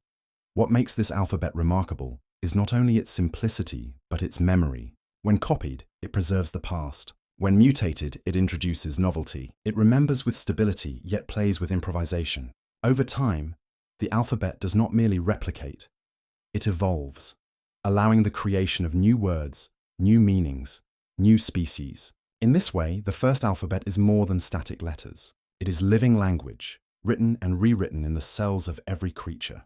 Each of us is a text composed in this language, a unique arrangement of its letters, carrying echoes of every script that came before. Contrast this with the alphabets of human culture. Languages die, letters shift, words vanish from use, stone inscriptions fade, books decay, digital texts vanish into silence when machines grow obsolete. But the genetic alphabet persists, flowing unbroken for billions of years. Every creature alive is evidence that the alphabet works, that it carries meaning across time. Your body is a living manuscript, authored by ancestors whose names you will never know, yet whose letters you carry faithfully in every cell. Even as your mind forgets, your molecules remember. Still, this alphabet raises a question that science and philosophy alike struggle to answer. Is it language by accident or by design? Did chemistry stumble upon these 4 letters randomly, among countless other possible alphabets? Or is there something inevitable, something universal about their structure? Could life elsewhere in the cosmos be written in a different alphabet with letters unknown to us? Or will alien DNA, if it exists, rhyme with our own, echoing the same simple pairings? This is the mystery of the first alphabet. It is both familiar and alien, both precise and inexplicable. To reflect on this alphabet is to reflect on the nature of meaning itself. What makes a sequence of symbols into a word? In human language, it is the agreement between minds. In DNA, it is the agreement between molecules, the capacity to encode instructions, to build proteins, to sustain life. The letters themselves are meaningless without context. Yet in context, they create beings that see, hear, think, and love. Meaning emerges not from the letters alone, but from their arrangement, their relation, their resonance. Life is meaning made material, a poem written in 4 letters, recited in every heartbeat. And yet, like all alphabets, this one has silence built into it. Not every sequence speaks. Vast stretches of DNA do not encode proteins, but they are not meaningless. They shape rhythm, regulate pace, influence expression. They are the spaces between words, the pauses between lines. In poetry, silence is as essential as sound. In DNA, non-coding regions are as vital as coding ones. They remind us that the first alphabet is not only about speech, but about stillness. Not only about action, but about pause. Without silence, language collapses into noise. Without non-coding DNA, life collapses into disorder. Look closely at yourself, and you will see this alphabet everywhere. In your hair, your skin, your heartbeat, your thoughts, every cell carries its script. When you feel joy, when you feel sorrow, when you fall asleep or awaken, the alphabet hums quietly in the background, writing the continuity of your being. It is both mundane and miraculous, so constant that you rarely notice it, so profound that it holds the secret of existence. You are a poem the alphabet has been writing for billions of years, one stanza in a story without end. And as you rest in that thought, let yourself wonder, if there is a first alphabet, might there be others? Languages of matter we do not yet know, alphabets written in the physics of space-time, in the vibrations of particles, in the geometry of the cosmos. If DNA is one script of the universe, perhaps reality itself is an endless library, each domain written in its own alphabet, each story waiting to be read. When we think of mistakes, we often think of failure, a slip of the tongue, a misplaced step, a forgotten detail. In human life, errors feel like disruptions, things to avoid, moments that pull us away from perfection. But in the story of DNA, error is not only unavoidable, it is essential. Without mistakes, life would never change. Without change, it would never grow. Evolution is built upon imperfection, and the errors of DNA are the sparks that ignite creation. Picture the first self-replicating molecules. Their greatest achievement was simply this: to copy themselves with some fidelity. But no system is flawless. Every copy carried with it the possibility of deviation. A bond misplaced, a nucleotide mismatched, a letter altered in the script. These were errors, mutations. In most cases, they led to silence, to molecules that failed to function, to stories that ended before they began. Yet every so often, an error produced something new, a slightly different protein, a slightly altered function, a shift that opened doors to possibility. Out of these small deviations, the vast branching tree of life began to grow. Imagine if replication had been perfect. Every generation identical to the last, every organism a mirror image of its parent. The earth would have filled not with diversity, but with endless repetition. No wings, no eyes, no flowers, no songs, just sameness, infinite and unchanging. Life would have been a photocopy that never allowed itself to dream. It is precisely because of error that life explores, experiments, and transforms. There is poetry in this paradox. Perfection leads to stillness, while imperfection leads to creativity. In human stories too, errors often become turning points. A wrong turn down a road leads to an unexpected encounter. A failed experiment reveals a hidden truth. A forgotten word inspires a new one. Our own creativity often comes not from flawless execution, but from the accidents we choose to embrace. DNA follows this same rhythm. Mutation, though blind, opens the way for beauty. But let us slow down here and rest in the rhythm of what a mutation really is. In the microscopic quiet of your cells, DNA unwinds like a delicate thread. Enzymes read its sequence, letter by letter, copying with astonishing accuracy. Out of billions of letters, only a handful will be mismatched. Yet those few mismatches, those tiny flickers of error, are where change is born. To a cell, they are small events, almost insignificant. To the history of life, they are monumental shifts, ripples that spread through time. Some errors cause harm.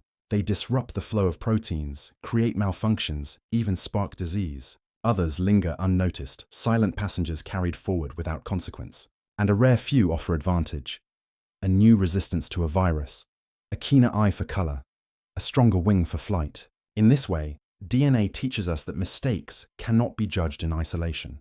They are threads in a longer weave, their meaning revealed only over time. An error today may be a gift tomorrow, just as a gift today may carry hidden costs. Think of the diversity of life around you. Every leaf, every feather, every scale, every face. Each difference is an echo of error, magnified and carried forward through generations. Even you, listening now, are the product of countless mutations. The color of your eyes, the shape of your hands, the rhythm of your thoughts, all bear the fingerprints of ancient mistakes. What you call your uniqueness is, at its root, the memory of error. And yet, without those errors, there would be no you to ponder them, no mind to reflect on their beauty. The paradox deepens when we look at evolution as a balance between order and chaos. Too much error, and life collapses into noise, losing coherence. Too little, and life stagnates, frozen in place. Evolution thrives in the middle, at the edge of stability, where error is frequent enough to generate novelty, but rare enough to preserve continuity. This delicate balance is not unlike music, where dissonance creates tension and resolution creates harmony. Life itself is a symphony written by errors, resolved and reimagined over billions of years. We might ask, why does DNA not resist error completely? Why not perfect the machinery of replication so thoroughly that mutations vanish? The answer lies in evolution's wisdom. Perfection would be sterile. Error is not a flaw in the system. It is the system's secret. It is the way life writes new verses, the way the script keeps unfolding. Even our immune system relies on error, deliberately introducing variation to recognize new threats. Life not only tolerates mistakes, it cultivates them, shapes them, and uses them as tools. And yet, to live with this knowledge is to face a subtle truth. We are built on uncertainty. Our bodies, our species, our planet's entire biosphere is a tapestry woven from errors. This realization can be unsettling. We crave permanence, stability, predictability. But DNA whispers a gentler lesson. Permanence is an illusion, and beauty arises from flux. Your cells, even now, are experimenting. Each replication carries risks. Each breath a reminder that life is a balance between fragility and resilience. Pause for a moment and reflect. In your own life, how many of your turning points began as errors? The wrong job that led you to the right passion. The broken relationship that taught you love more deeply. The failure that seeded growth. We mirror DNA in this way. Our mistakes, like mutations, feel dangerous in the moment, but over time, they shape us into who we are. Perhaps this is why we find comfort in the idea that nothing is wasted, that even error can be meaningful. Nature itself confirms this. From this perspective, evolution becomes less of a battle for survival and more of a dialogue between error and persistence. The errors provide variation, the environment provides feedback, and persistence ensures that some patterns endure. This dialogue has produced every innovation we see in nature, from the eye of the eagle to the song of the whale, from the roots of the oak to the imagination of the human mind. All of it is born from mistakes that were not erased, but embraced. And so, as you listen to the story of DNA's errors, you may feel a strange sense of peace. The imperfections in your own life are not deviations from some imagined perfection. They are part of the same rhythm, the same unfolding script. Just as DNA needs error to evolve, so too do we need mistakes to become. What feels like failure may simply be a mutation of your story, an experiment whose meaning will only reveal itself in time. Let this realization be a lullaby. Perfection is not required. In fact, it is impossible.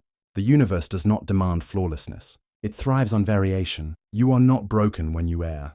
You are participating in the same ancient dance that gave rise to wings and oceans, forests and dreams. To err is not to fall away from life, it is to join it more fully. And so the paradox closes. The script older than Earth is not written in perfect lines, but in crooked ones. Its power lies not in avoiding error, but in transforming it. DNA does not fear mistakes. It makes them the foundation of creation, and perhaps, in the quiet of your own life, you can do the same. When you look at a strand of DNA, you might imagine it as a dense book of instructions, every letter carefully placed to direct the symphony of life. It feels natural to assume that all of it is important, that every sequence is essential. And yet, when scientists first began to map the human genome, they discovered something astonishing. Only a small fraction of DNA actually codes for proteins, the direct architects of our bodies.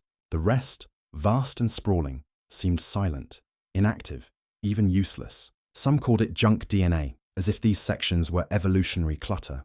But silence, as life often reveals, is never meaningless. To understand this, let us walk slowly through a metaphor. Imagine entering a great library, its shelves stretching into the horizon. You expect to find every book filled with stories, poems, and instructions. But instead, many shelves hold volumes that appear blank, their pages quiet. At first glance, they seem unnecessary, a waste of space. But what if those blank pages held patterns invisible to the hurried eye? What if the silence itself carried weight, a structure that shaped the meaning of the words around it? DNA, too, is a library where silence speaks. For decades, biologists wrestled with this enigma. Why would evolution preserve so much genetic material that seemed to do nothing? If nature is efficient, why carry such baggage? Yet with time, subtle functions emerged. Some non-coding regions regulate the rhythm of genes, telling them when to turn on and off, like the unseen conductor of an orchestra. Others serve as raw material, waiting to be repurposed in future evolutionary experiments. Still others act as buffers, absorbing mutations so that critical genes remain unharmed. Silence, in this sense, is not absence. It is protection, possibility, and hidden structure. But consider the contrast. In our everyday lives, silence can feel uncomfortable, like a void to be filled. We fill conversations with words, rooms with music, moments with noise. Yet in silence lies reflection, depth, and healing. The silent majority of DNA mirrors this truth. It is easy to overlook, to dismiss, to label as irrelevant. Yet without it, the music of life would lose its harmony. It is the space between notes that makes melody possible. It is the silence in the genome that gives shape to its song. Some of this DNA is ancient, carrying echoes of viral invasions that once threatened early organisms. Instead of being destroyed, fragments of viral genomes became woven into our own. These remnants now sit quietly in our chromosomes, like fossils embedded in stone. They are not active invaders anymore, but silent witnesses of battles long past. Every one of us carries these ancient scars, genetic whispers of survival. They remind us that silence is not emptiness, but memory. Other silent stretches of DNA are repetitive, repeating the same sequences over and over, like mantras written in molecular ink. At first, scientists dismiss these as meaningless stutters, but recent discoveries hint that even repetition has purpose, helping to fold chromosomes, influencing stability, guiding the architecture of the nucleus itself. Silence here is rhythm, a quiet pulse beneath the louder notes of coding genes. Think for a moment about your own mind. So much of what shapes your thoughts is not the content of words themselves, but the pauses between them, the unsaid meanings, the spaces where imagination fills the gap. In this way, you are not unlike your DNA. What appears silent is often the most profound. What seems empty may be carrying the deepest form of structure. The metaphor stretches further into philosophy. If only a fraction of your genome directly instructs the making of proteins, then most of your biological story is indirect, subtle, contextual. Perhaps our lives mirror this balance. The visible actions, the jobs we do, the words we say, are the coding regions.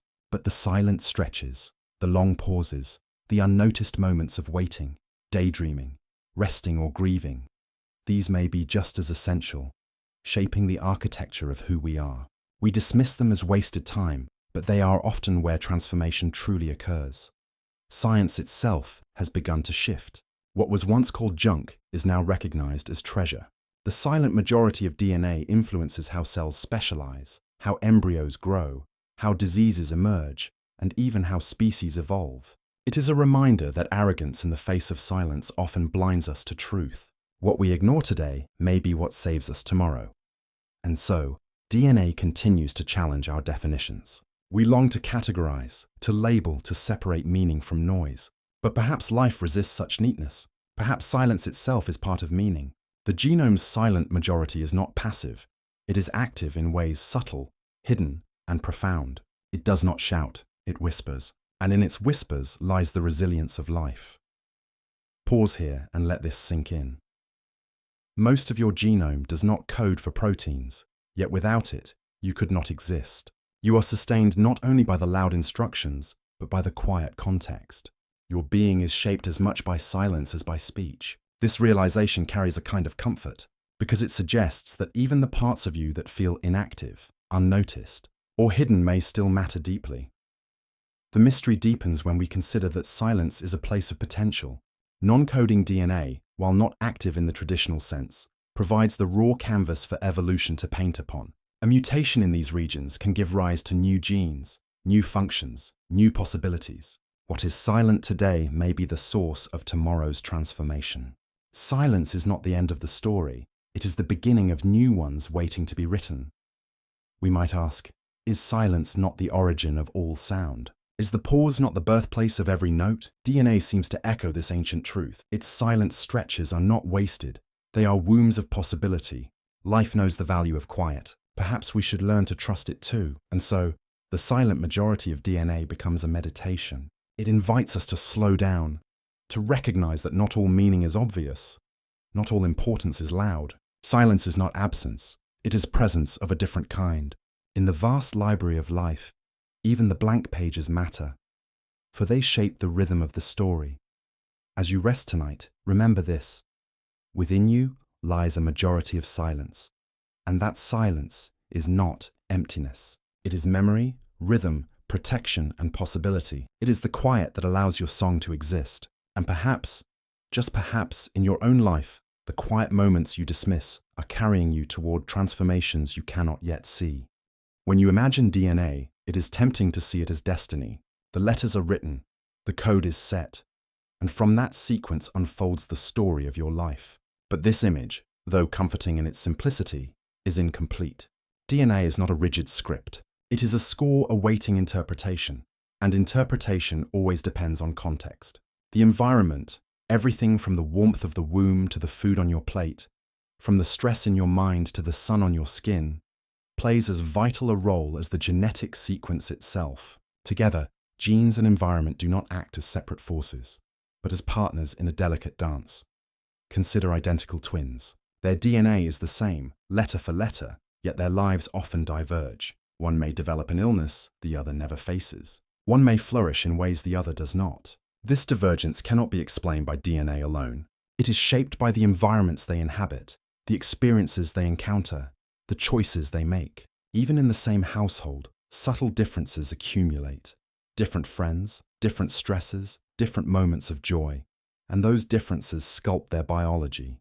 What appears identical at birth begins to diverge through the choreography of interaction between genes and environment. This dance has a name: epigenetics. Epigenetics describes how the environment can influence which genes are turned on or off, how loudly they speak, or how softly they whisper. If DNA is the book of life, epigenetics is the way the book is read. Imagine a librarian placing bookmarks, highlighting passages, or silencing chapters altogether. The words themselves do not change, but the story does, depending on which parts are emphasized. Your body carries this same library, and your environment is constantly shaping the way it is read. Take, for example, nutrition. The food you eat provides not just energy, but signals that shape genetic expression. A nutrient may switch on a gene that protects your cells, while another may silence one that promotes inflammation. Stress, too, leaves its mark. Chronic stress can alter the epigenetic landscape, making certain genes more active, others less so, tilting the body toward imbalance. Yet positive experiences, exercise, meditation, laughter, love, can reshape the same landscape in healing ways. The dance is ongoing, moment by moment, a dialogue between your inner script and the outer world. We often think of inheritance as purely genetic, but epigenetic changes can also be passed to future generations. The environment your ancestors faced, famine, abundance, trauma, or joy, may echo in your own biology. This idea stretches our sense of identity, suggesting that who we are is not only shaped by DNA, but by the lived experiences of those before us. You carry in your body not just genetic sequences, but memories of environments, impressions of seasons long past. The dance extends across time, binding you to ancestors you never met. The contrast here is striking. DNA seems fixed, yet its expression is fluid. Genes provide stability, yet the environment provides movement. Without DNA, there would be no foundation. Without environment, there would be no variation. Together, they form a duet: stability and change, permanence and flexibility. Too often we search for a single cause, a single explanation. But life resists such simplicity. It thrives in interaction, in relationships, in dances rather than monologues. Think of a seed buried in soil. Its DNA carries the potential to grow into a towering tree. But whether it does depends on the soil's richness, the sunlight it receives, the water that nourishes it, the storms it endures. Genes provide possibility. Environment determines which possibilities are realized. Two identical seeds placed in different soils will grow into very different trees. And so it is with you. The potential is written, but the unfolding depends on where you are planted. This truth softens the notion of destiny. You are not bound by your DNA as if it were a sentence carved in stone. You are shaped by it, yes, but also by every meal, every breath, every relationship, every season. You are not a prisoner of your genome. You are a participant in its interpretation, an active partner in the dance. This realization carries both humility and hope. Humility, because we cannot control every influence. Hope, because the story is never fixed. It is always evolving with each step. Reflect for a moment on your own life. The environment of your childhood shaped you in ways invisible yet lasting. The foods you tasted, the love you received, the stress you carried, all became part of your biology, etched into the epigenetic notes that accompany your DNA. And even now, as you sit listening, the environment around you, the quiet of this moment, the rhythm of your breath, the thoughts drifting through your mind, is shaping your biology in subtle ways. You are always dancing, always changing, always in dialogue with your environment. In this light, health becomes less about rigid control and more about gentle harmony. We cannot rewrite our DNA, but we can nurture the environments that nurture us in return. We can choose spaces of calm, foods that sustain, relationships that support, practices that soothe. These choices do not guarantee perfection, but they tilt the dance toward balance, helping our bodies read the script in ways that sustain life. And yet, there is mystery here too, for not every influence is visible. Not every environment is tangible. Culture, memory, even imagination shape the way our genes are expressed. A story told at bedtime, a belief held close, a hope carried in silence. These too become part of the dance. The environment is not just physical, but emotional, social, even spiritual. Our inner worlds shape our outer biology just as surely as food or sunlight. The boundaries blur. Life is not simply written, it is interpreted in ways that transcend molecules. So where does this leave us? With a view of life as neither fixed nor chaotic, but relational. Genes provide continuity, environment provides variation, and together they weave a story that is both ancient and new. You are not simply your DNA. You are the soil and the seed, the book and its reading, the dancer and the dance. This recognition carries a quiet grace, reminding us that life is not about control, but about participation. Not about certainty, but about rhythm. As you drift deeper into thought, let this realization settle gently. Your DNA is a foundation, but not a fate. You are more than your code, more than your environment. You are the meeting place where the two embrace, where silence meets sound, where possibility meets reality. The dance continues with every heartbeat, every breath, every step into the unknown. And perhaps the most beautiful truth is this: the dance is never finished, never final. It is always unfolding, always alive. Memory is usually thought of as something that belongs to the mind. A flicker of neurons, an image recalled, a story retold in thought. But long before minds arose, long before even the simplest nervous system came into being, memory was already alive in another form. DNA, and the molecules that work beside it, carried memory not in words or images, but in sequences and structures. Life itself began not with consciousness, but with a kind of remembering, the ability to hold on to information and pass it forward. This molecular memory is the foundation upon which all later forms of remembering were built. Imagine the very first molecules of replication. They faced a problem: how to persist in a world of constant change, where heat, light, and chemistry were endlessly reshuffling the ingredients of existence. To survive meant to record a pattern that could be carried into the next moment. DNA became that recorder, a spiral of memory etched in molecules, a code that said, this is how to build, this is how to endure. From the first bacteria to the human body, life has relied on this molecular memory as its anchor across the sea of time. The spiral of DNA is, in essence, a vast archive. Every cell in your body carries within it a record of billions of years of evolution. Genes that once shaped ancient bacteria still hum softly within you, modified and reimagined, but not forgotten. In this way, your body is not simply yours. It is a living museum, a record of life's trials and triumphs. Molecular memory allows you to breathe oxygen because once, long ago, organisms evolved to tolerate and then to use it. It allows you to see because molecules learn to capture light. Your abilities are present because DNA remembered, generation after generation, until memory became function. But memory is not only about the past. It is about how the past shapes the present. Within your cells, certain genes are switched on or off depending on experience. Epigenetic markers, tiny chemical notes attached to DNA, act like reminders of what has been encountered. If a cell has been exposed to stress, it may carry a mark that changes how it responds in the future. If it has known abundance, it may carry another. These marks are like annotations in the margins of the genetic book, reminders that adjust how the story is read. This is memory not of events as we know them, but of conditions, of environments, of experiences written into chemistry, even the immune system. One of the most remarkable features of complex life is built on molecular memory. When you encounter a virus or a bacterium, your immune cells do not simply respond in the moment. They record the encounter, reshaping their DNA so that next time the invader appears, they can respond more quickly, more strongly. This is why childhood illnesses or vaccines provide lasting protection. Your body remembers. It is astonishing to realize that memory, in its most practical form, is not confined to the brain. It is written into the very molecules that keep you alive. Think of how this changes our understanding of identity. You are not only the sum of your conscious experiences, the memories you recall when you close your eyes. You are also the sum of molecular memories carried silently in your cells. You are the echoes of environments faced by your ancestors, the imprints of diseases overcome, the lessons of countless generations encoded in DNA. When you feel continuity with the past, it is not only imagination, it is biology. The past literally lives within you. The contrast, though, is profound. Conscious memory is fragile, prone to forgetting, distortion, and decay. Molecular memory, by contrast, is stubborn, persisting across generations, unbroken for billions of years. Yet even here, memory is not perfect. Mutations alter the script, epigenetic marks fade, immune cells forget.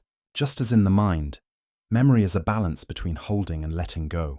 Too much permanence and life cannot adapt. Too much forgetting and continuity dissolves. In both molecules and minds, memory thrives at the edge of imperfection. Philosophically, this invites reflection. What is memory if not the act of carrying forward? Whether in neurons or nucleotides, memory is continuity across time. It is a way for the present to speak with the past and for the past to shape the future. In this sense, all of life is memory. A tree remembers the soil from which it grew. A bird remembers the path of migration, not in thought, but in chemistry. And you, in your cells, remember storms and seasons that came long before you were born. There is comfort in this idea. We often fear forgetting, as if to lose memory is to lose self. But your deepest self is not so fragile. Even if the mind forgets, your body carries a deeper remembering, one that connects you to every ancestor, every environment, every adaptation. You are not a blank slate. You are a manuscript written over eons, carrying whispers from oceans, deserts, forests, and skies. The memory of molecules ensures that you are never alone, never without continuity. This understanding also reframes how we see our role in the present. Just as you carry molecular memories of the past, you are shaping molecular memories for the future. The food you eat, the stresses you endure, the illnesses you encounter, these do not end with you. They may ripple forward, altering the epigenetic notes passed to your children, shaping the landscapes of bodies yet to come. You are both heir and author, recipient and contributor to the book of life. Pause here and breathe into the awareness that you are part of a memory older than Earth itself. DNA likely formed from building blocks that predated the planet, molecules carried on comets and dust. When you reflect on your life, you may think in years or decades, but molecular memory stretches across billions of years, linking you to stars, to oceans, to the first flicker of life. In this way, you are both ancient and new, both a continuation and a beginning. As you rest tonight, let this thought accompany you. Memory is not only what you hold in your mind, it is written in every cell, every heartbeat, every breath. Your body is remembering, even now, shaping itself in response to what you encounter. And just as DNA carries the story of the past, it carries the potential for the future. What will your molecular memory become? What stories will your cells carry forward? The spiral is still writing, still remembering, still alive with possibility. When we think of life, we often imagine it as something solid, the body, the organs, the skeleton. But beneath the visible, life is also a song, a vast and ceaseless symphony played by genes. DNA may be the library of instructions, but those instructions are silent until they are read. Gene expression is the act of reading, of transforming silent codes into living forms. It is the moment when the potential of the genome becomes the reality of a cell. Picture a vast orchestra. The DNA is the score, immense and detailed, containing notes for countless instruments. But the music itself only arises when musicians choose which lines to play, how loudly, how softly, and when. In the body, these musicians are molecules, enzymes, proteins, and chemical switches that decide which genes to activate and which to leave silent. Gene expression is not random. It is exquisitely timed, like music swelling and receding, weaving harmonies that sustain life. Consider a single fertilized egg. Within it lies the complete library of DNA, the full score of possibilities. And yet, this single cell does not remain a cell forever. It divides, and with each division, the symphony changes. Some genes are turned on to make muscle, others to make neurons, others to craft bone. Like sections of an orchestra rising and fading, different parts of the genome speak at different times, producing the grand unfolding of development. From one cell comes many, and from many comes an organism, each cell playing its part in the great performance. This orchestration is astonishingly precise. Imagine the beating of your heart. For this to occur, muscle cells must express genes that allow them to contract rhythmically. Meanwhile, nerve cells must express a different set, enabling them to transmit signals. Blood cells must express yet another, filling themselves with hemoglobin to carry oxygen. All of these cells contain the same DNA score, yet they perform different pieces of music.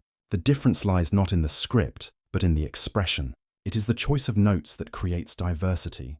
The control of this expression is itself a wonder. Chemical tags called transcription factors act as conductors, guiding when genes begin to play and when they fall silent. Some factors amplify the sound, making genes more active. Others quiet them down, holding their voices in reserve. Environmental cues, such as light, temperature, nutrition, or stress, add their influence, like an audience murmuring to the musicians, shaping the performance in subtle ways. Thus, gene expression is not rigid. It is dynamic, a living response to both internal design and external world. This adaptability is essential for survival. Take the example of bacteria. They can alter which genes they express depending on what nutrients are available. In a sugary environment, they may activate genes to digest sugar. In a harsher environment, they may switch to entirely different genes, enabling survival against toxins or scarcity. This flexibility is not unlike a jazz ensemble, improvising in real time, shifting tunes to match the atmosphere. In humans, gene expression reveals its power in every stage of life. During childhood, growth genes swell in activity like trumpets bright and bold. In adolescence, hormonal cues awaken new sections of the orchestra, reshaping body and mind. As we age, some genes quiet, others rise, the symphony evolving in tone.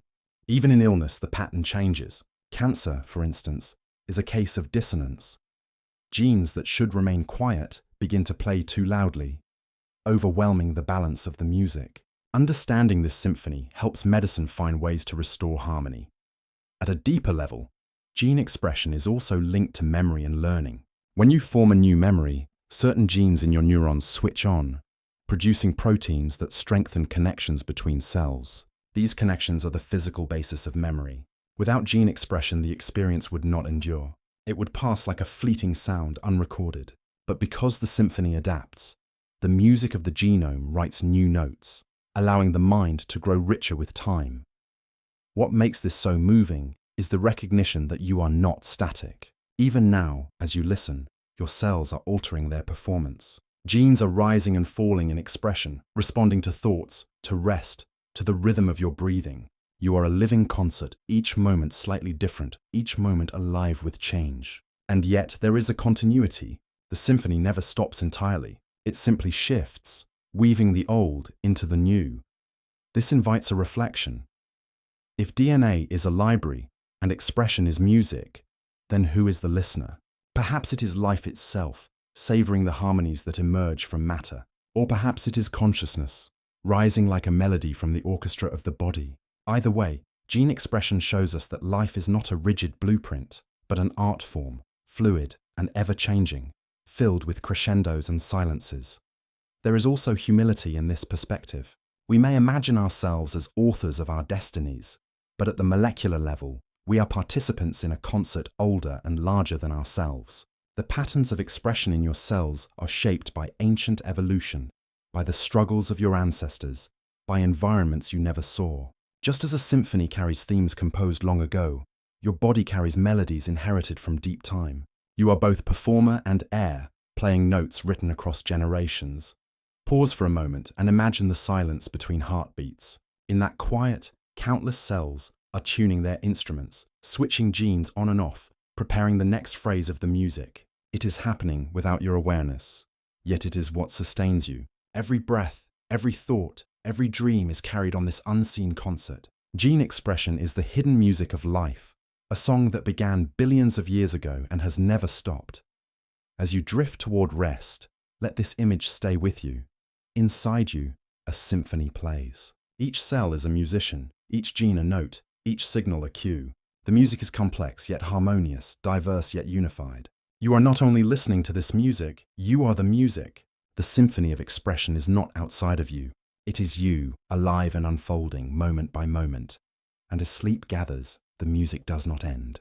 It changes tempo, softening into nocturnal rhythms, repairing, restoring, preparing for the day ahead. The genes adjust, the instruments quiet. The concert shifts into a lullaby. You are carried within it, held by it, sustained by it. The symphony continues as it always has, as it always will, a song of life that never truly ceases. Close your eyes and imagine a thought forming.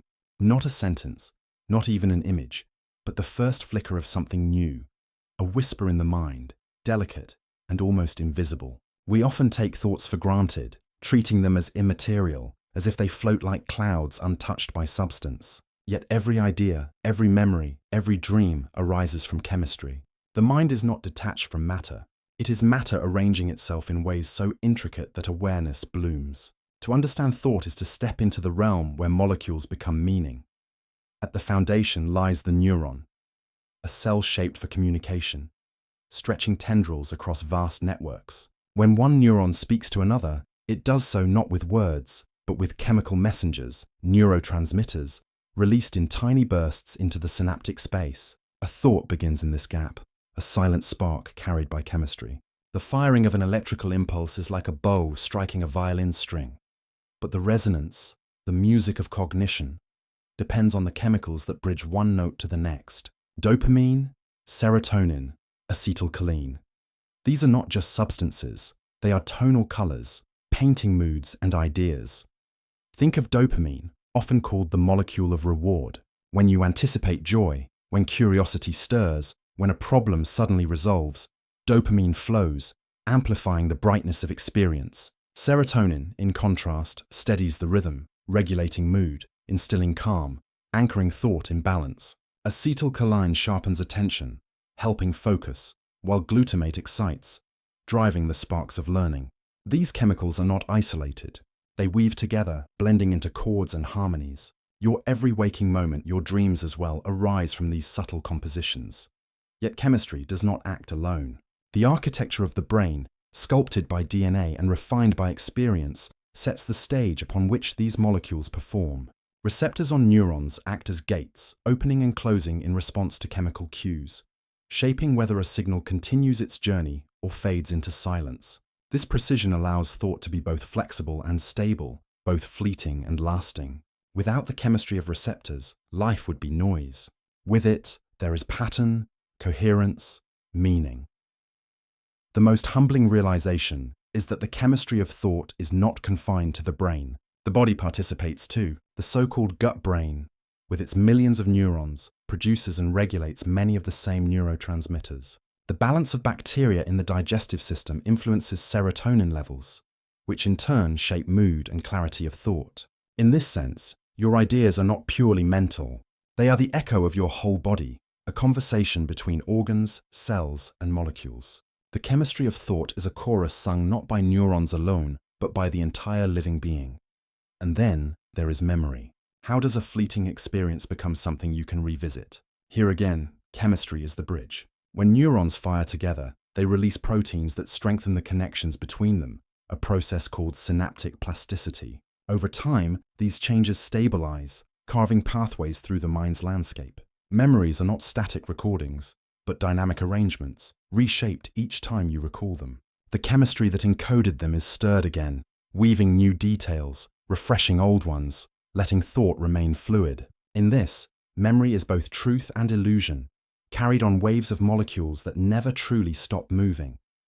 If thoughts are chemical, does that make them less mysterious? In one sense, yes. We can trace the molecules, observe the synapses, map the circuits. But in another, the mystery deepens. For even if we could describe every neurotransmitter, every receptor, we would still be left with the unanswered question: how does chemistry become experience? How does the arrangement of matter give rise to the feeling of joy, the depth of sorrow, the spark of imagination? The leap from molecule to meaning is one of the greatest puzzles of science, a space where philosophy and physics converge. Consider dreams. When you dream, your brain floods with certain neurotransmitters while suppressing others. The balance shifts, creating landscapes of surreal imagery and emotion.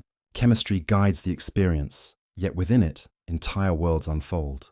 The laws of molecules govern the rhythm of sleep, but the substance of the dream feels larger, more symbolic, almost timeless. Here is the paradox. Chemicals are real, measurable, material. Yet they produce realities that feel unbounded, infinite, drenched in wonder. We can also look outward, to evolution. The molecules that carry thought today are ancient, shared with the simplest organisms.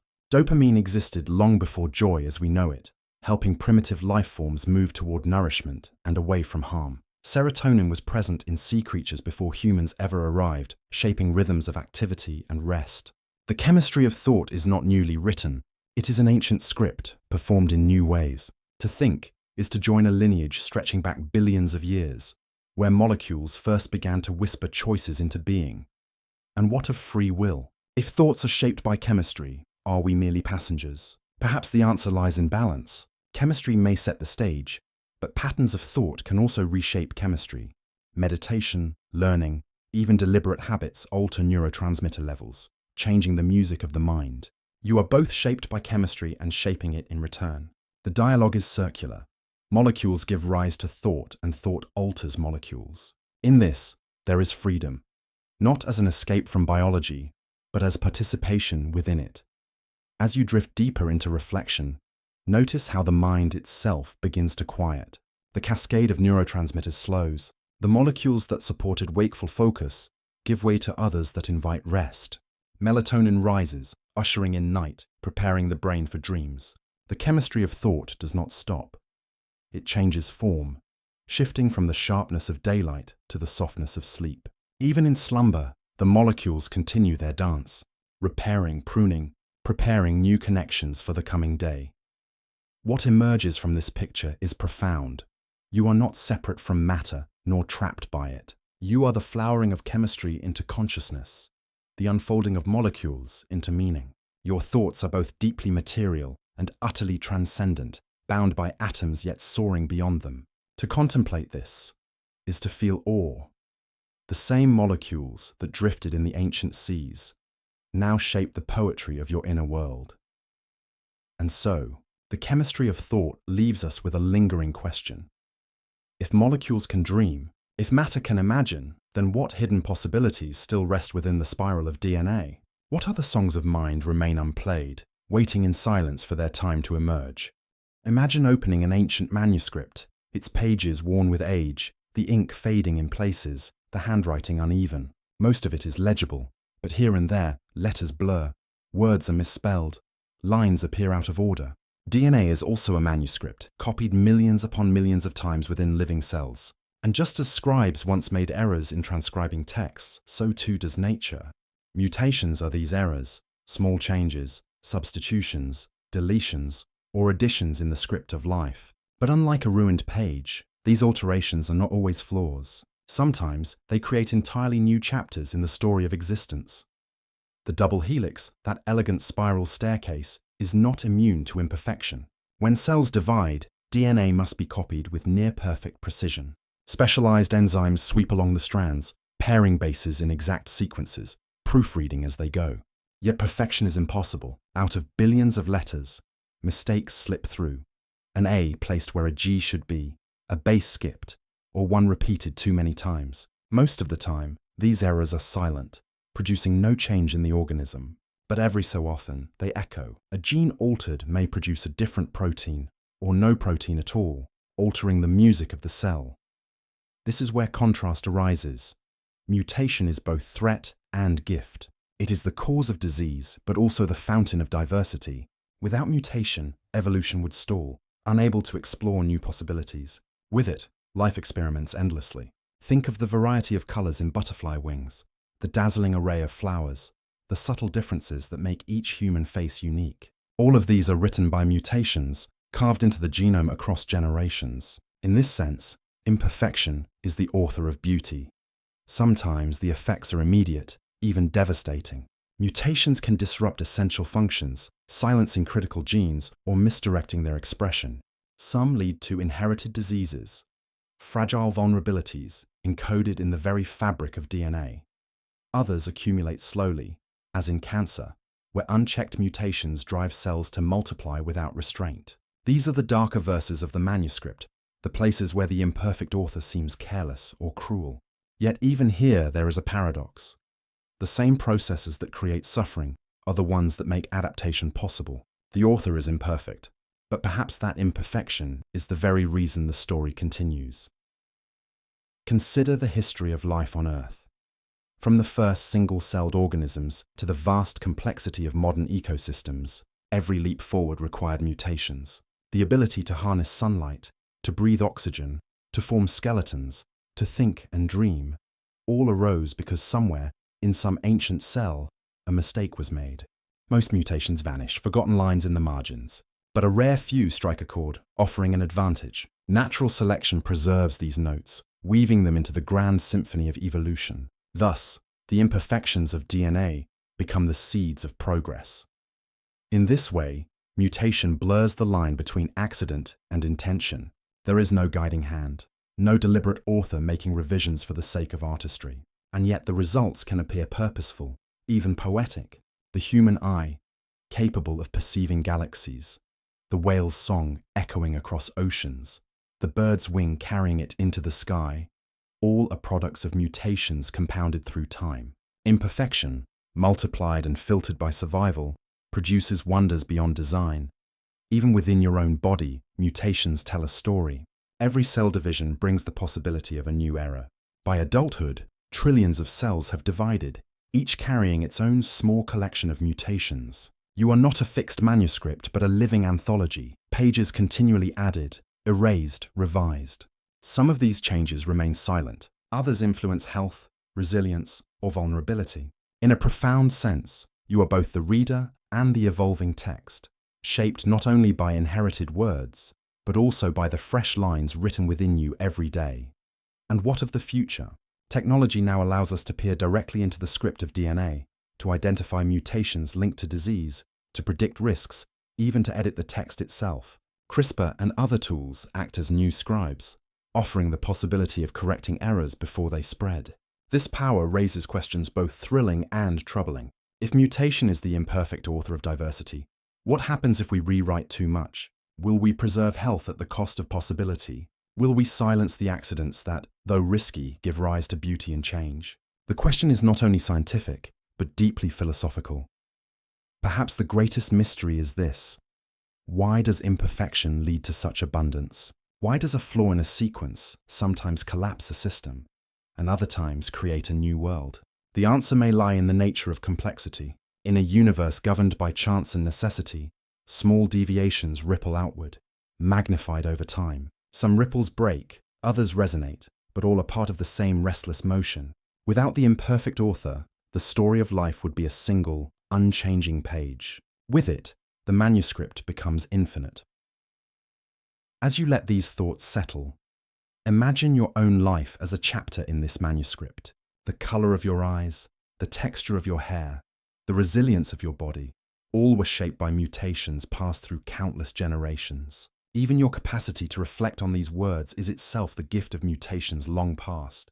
The imperfect author has written you into existence, with all your uniqueness, your strengths, your vulnerabilities. You are the living proof that imperfection is not failure, but creativity at its deepest level. And as night deepens, remember, within you, cells are still dividing, the script still being copied, the imperfect author still at work. You are unfinished, continually written, continually revised. Tomorrow will bring new lines, subtle and unseen, some erased, some preserved. The story continues, not in perfection, but in the endless dance of change. And perhaps the true beauty of the manuscript is not in its flawless design, but in its ability to surprise, to stumble, to discover new ways of being. When you gaze at the night sky, you are looking into a memory far older than Earth. The starlight that touches your eyes tonight began its journey thousands, even millions of years ago. Each photon carries with it a whisper of the past, a reminder that the cosmos is always speaking, always echoing through time. In much the same way, DNA carries echoes, fragments of stories written not only in our bodies, but in the very history of the universe. To trace DNA is to listen to the faint reverberations of stars, to hear how the cosmic past lingers in the present. DNA is composed of carbon, hydrogen, nitrogen, oxygen, and phosphorus. These are not ordinary substances, but relics of cosmic furnaces. Long before Earth formed, stars were forging these elements in their fiery cores. When those stars died, they scattered their atoms into space, seeding future worlds with the raw material for life. Thus, every strand of DNA is built from the ashes of stars. Your genetic script is not just ancient, it is cosmic, a direct continuation of processes that began billions of years before life itself. The molecules that encode your existence once glowed in stellar hearts, and so, DNA is both intimate and infinite. It shapes the curl of your hair, the sound of your voice, the rhythm of your heartbeat, yet it also carries in its atoms the signature of galaxies long gone. To read the double helix is to read two stories at once, one personal, one universal. On one level, it records the branching lineages of your ancestors, each mutation and inheritance a step on the human path. On another, it embodies the journey of matter itself, from hydrogen clouds to living breath. The echo of the cosmos resounds within you. Scientists sometimes describe DNA as a time capsule. Each sequence of bases preserves not only the instructions for making proteins, but also the evolutionary history of life. Within your genome lie remnants of ancient viruses, long extinct but still echoing in your code. There are genes that mirror those of distant creatures, evidence of common ancestry stretching across millions of years. This genetic archaeology reveals that you are not separate from the rest of life. You are woven into the same vast web. Your DNA a chorus of echoes sung by countless beings before you. The echoes are not only biological, they are philosophical as well. If DNA carries memory, then life itself is a form of remembrance. Every living organism, from the smallest microbe to the tallest tree, is a vessel of memory, storing and transmitting the record of survival. Each replication of DNA is a way of saying, we were here and we continue. And yet, this memory is fragile, subject to change, subject to chance. The echo is not a perfect recording, but a living one. fading in places, growing stronger in others, shaped by the imperfections of time. This duality, fragile yet enduring, mirrors the cosmos itself. The universe expands, galaxies drift apart, stars are born and die, yet the underlying patterns persist. Waves of energy ripple outward, never truly vanishing, only changing form. So too with DNA. The details shift, mutations arise, sequences evolve, but the echo remains. Life endures not through permanence but through transformation. The echo is never identical, yet it is always recognizable, always carrying the essence of what came before. Consider your own heartbeat. Its rhythm depends on proteins encoded by DNA, proteins built from atoms once scattered across the galaxy. Every beat is both personal and cosmic, a pulse shaped by your genome and by ancient stars. When you breathe, the oxygen entering your lungs fuels processes dictated by DNA, yet the oxygen itself was birthed in stellar explosions. Even in silence, your body is a chorus of echoes, each cell resonating with both biological memory and cosmic history. What makes this realization profound is that it collapses the distance between self and universe. You are not a separate observer of the cosmos. You are a continuation of it. The echo of DNA is the echo of the stars, and by listening inward, you are also listening outward. The spiral of the double helix mirrors the spiral arms of galaxies, a fractal correspondence linking the small with the vast. To contemplate DNA is to contemplate the cosmos folded into form. The echo also invites questions about consciousness. If the molecules of DNA are cosmic in origin, and if thought arises from the expression of genes, then perhaps consciousness itself is a kind of cosmic echo. The awareness you feel, the ability to reflect on the stars, is not detached from the universe but born of it. Your mind is the cosmos thinking about itself, an echo that has traveled billions of years to find a voice in you. What began as starlight and dust now speaks as curiosity, wonder, and reflection. This thought leads to humility. The script of DNA is not your creation, nor your possession alone. It is shared, borrowed, passed down. It belongs to the lineage of life, to the stars that forged its elements, to the universe that allowed it to emerge. You are not the author of the echo, but its temporary guardian, carrying it forward into new forms, into new futures. To live is to amplify the echo, to let it resound one generation longer. As you drift into quiet, imagine the night sky again. Each star you see may already be gone, its light an echo traveling across the void. And yet, the echo is real, present, luminous in your eyes. DNA is like this light. Even as life changes, even as species rise and fall, the echo remains, a continuity that bridges past and present. You are both a fleeting moment and an eternal resonance, a single voice within a cosmic choir. And perhaps the deepest comfort is this: the echo will not end with you. Long after your body returns to dust, the atoms that carried your DNA will scatter as they once scattered from ancient stars. They may become part of soil, of air, of oceans, of new life. The echo will transform, but it will not vanish. The cosmos remembers always, in matter, in energy, in the spiral of DNA. You are part of that memory, inseparable from the story of the universe itself. DNA has been called many things: a code, a library, a script. But perhaps its truest nature is that of a manuscript without end. It is not written once, then finished. It is written, rewritten, copied, altered, passed forward endlessly. Every creature, every cell, every generation adds its lines, some small, some transformative, until what began as a spark in ancient seas has become the great living epic of Earth. Unlike books that rest closed upon shelves, DNA is always in motion. It breathes, divides, replicates, evolves. Its chapters are not confined to pages but stretch across billions of years, carried in blood and breath and seed. You are part of that manuscript, a verse written by ancestors long past, and a verse that will echo in lives still to come. This manuscript is both fragile and enduring. It can be damaged by chance, by radiation, by error. A single letter misplaced can alter an entire story. And yet, despite its vulnerability, it endures with breathtaking persistence. For billions of years, it has carried life through extinctions, through ice ages, through upheavals of land and sea. DNA does not write perfection. It writes resilience. Each imperfection, each mutation, Each change becomes not an end, but a continuation, a branching of the text into new directions. In this way, the manuscript mirrors the universe itself, vast, unfinished, filled with mistakes that blossom into meaning. And if DNA is a manuscript, who are we, the readers? Perhaps we are both readers and writers. We read the story in the lines of our bodies, in the color of our eyes, in the rhythm of our hearts. But we also write it, unconsciously, as cells copy our DNA and pass it forward, as children inherit new variations, as species carry forward ancient echoes. Unlike a fixed story, this one never has a final page. It is as endless as time itself. Each of us is a sentence, a stanza, a fleeting line in the grand poem of life.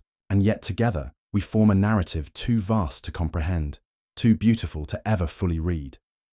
The endless manuscript also whispers of humility. For all our intelligence, for all our science, we did not author this script. We are part of it, shaped by it, carried within it. And yet, with the tools of today, sequencing, editing, rewriting, we now hold a pen, poised above the pages. What will we do with it? Will we edit wisely, correcting suffering where we can? Or will we risk silencing the very imperfections that give rise to beauty and diversity? The question is not only scientific, but ethical, even spiritual. To hold the manuscript in our hands is to be reminded of both our power and our responsibility. And perhaps, after all the science, after all the philosophy, what lingers most is wonder. That this manuscript exists at all, that molecules of carbon and nitrogen and phosphorus, once scattered as dust among the stars, could weave themselves into spirals capable of remembering, of imagining, of asking questions late into the night. That the atoms which burned in ancient suns now carry stories of love, of struggle, of dreams. That you, in this moment, are listening to these words, carried on breath and sound, reflecting on a story older than Earth. So, as this final chapter closes, let us return to where we began. You, lying in stillness, drifting toward rest, listening to whispers in the spiral. DNA is not just science. It is poetry written in atoms, music played by molecules, memory etched into matter. It is both fragile and eternal, personal and cosmic. And like the stars above, it reminds us that endings are illusions. There is always continuation, always echo, always another line waiting to be written. Before you drift fully into sleep, I invite you once more to share in this journey. Where are you listening from tonight? Perhaps your answer is written in the comments, perhaps only whispered in your heart. But in sharing, we add another line to this great manuscript of connection. If you found comfort or wonder here, you are welcome to like, to subscribe, to stay with this community of gentle curiosity. To each of you who already has, thank you. You are the reason this story continues. And so, the manuscript remains open. Tomorrow, new chapters will be written in the DNA of children yet unborn, in the resilience of life adapting to change, in the minds that continue to ask questions about existence. The universe does not stop writing. Neither does life. Neither do you. Sleep now, dear listener, with this comfort. It is not necessary to know everything. Curiosity itself is enough. To wonder is to participate in the manuscript, to let the echo of life flow through you. The story will go on, endless, eternal, carried in every breath, in every star, in every spiral of DNA.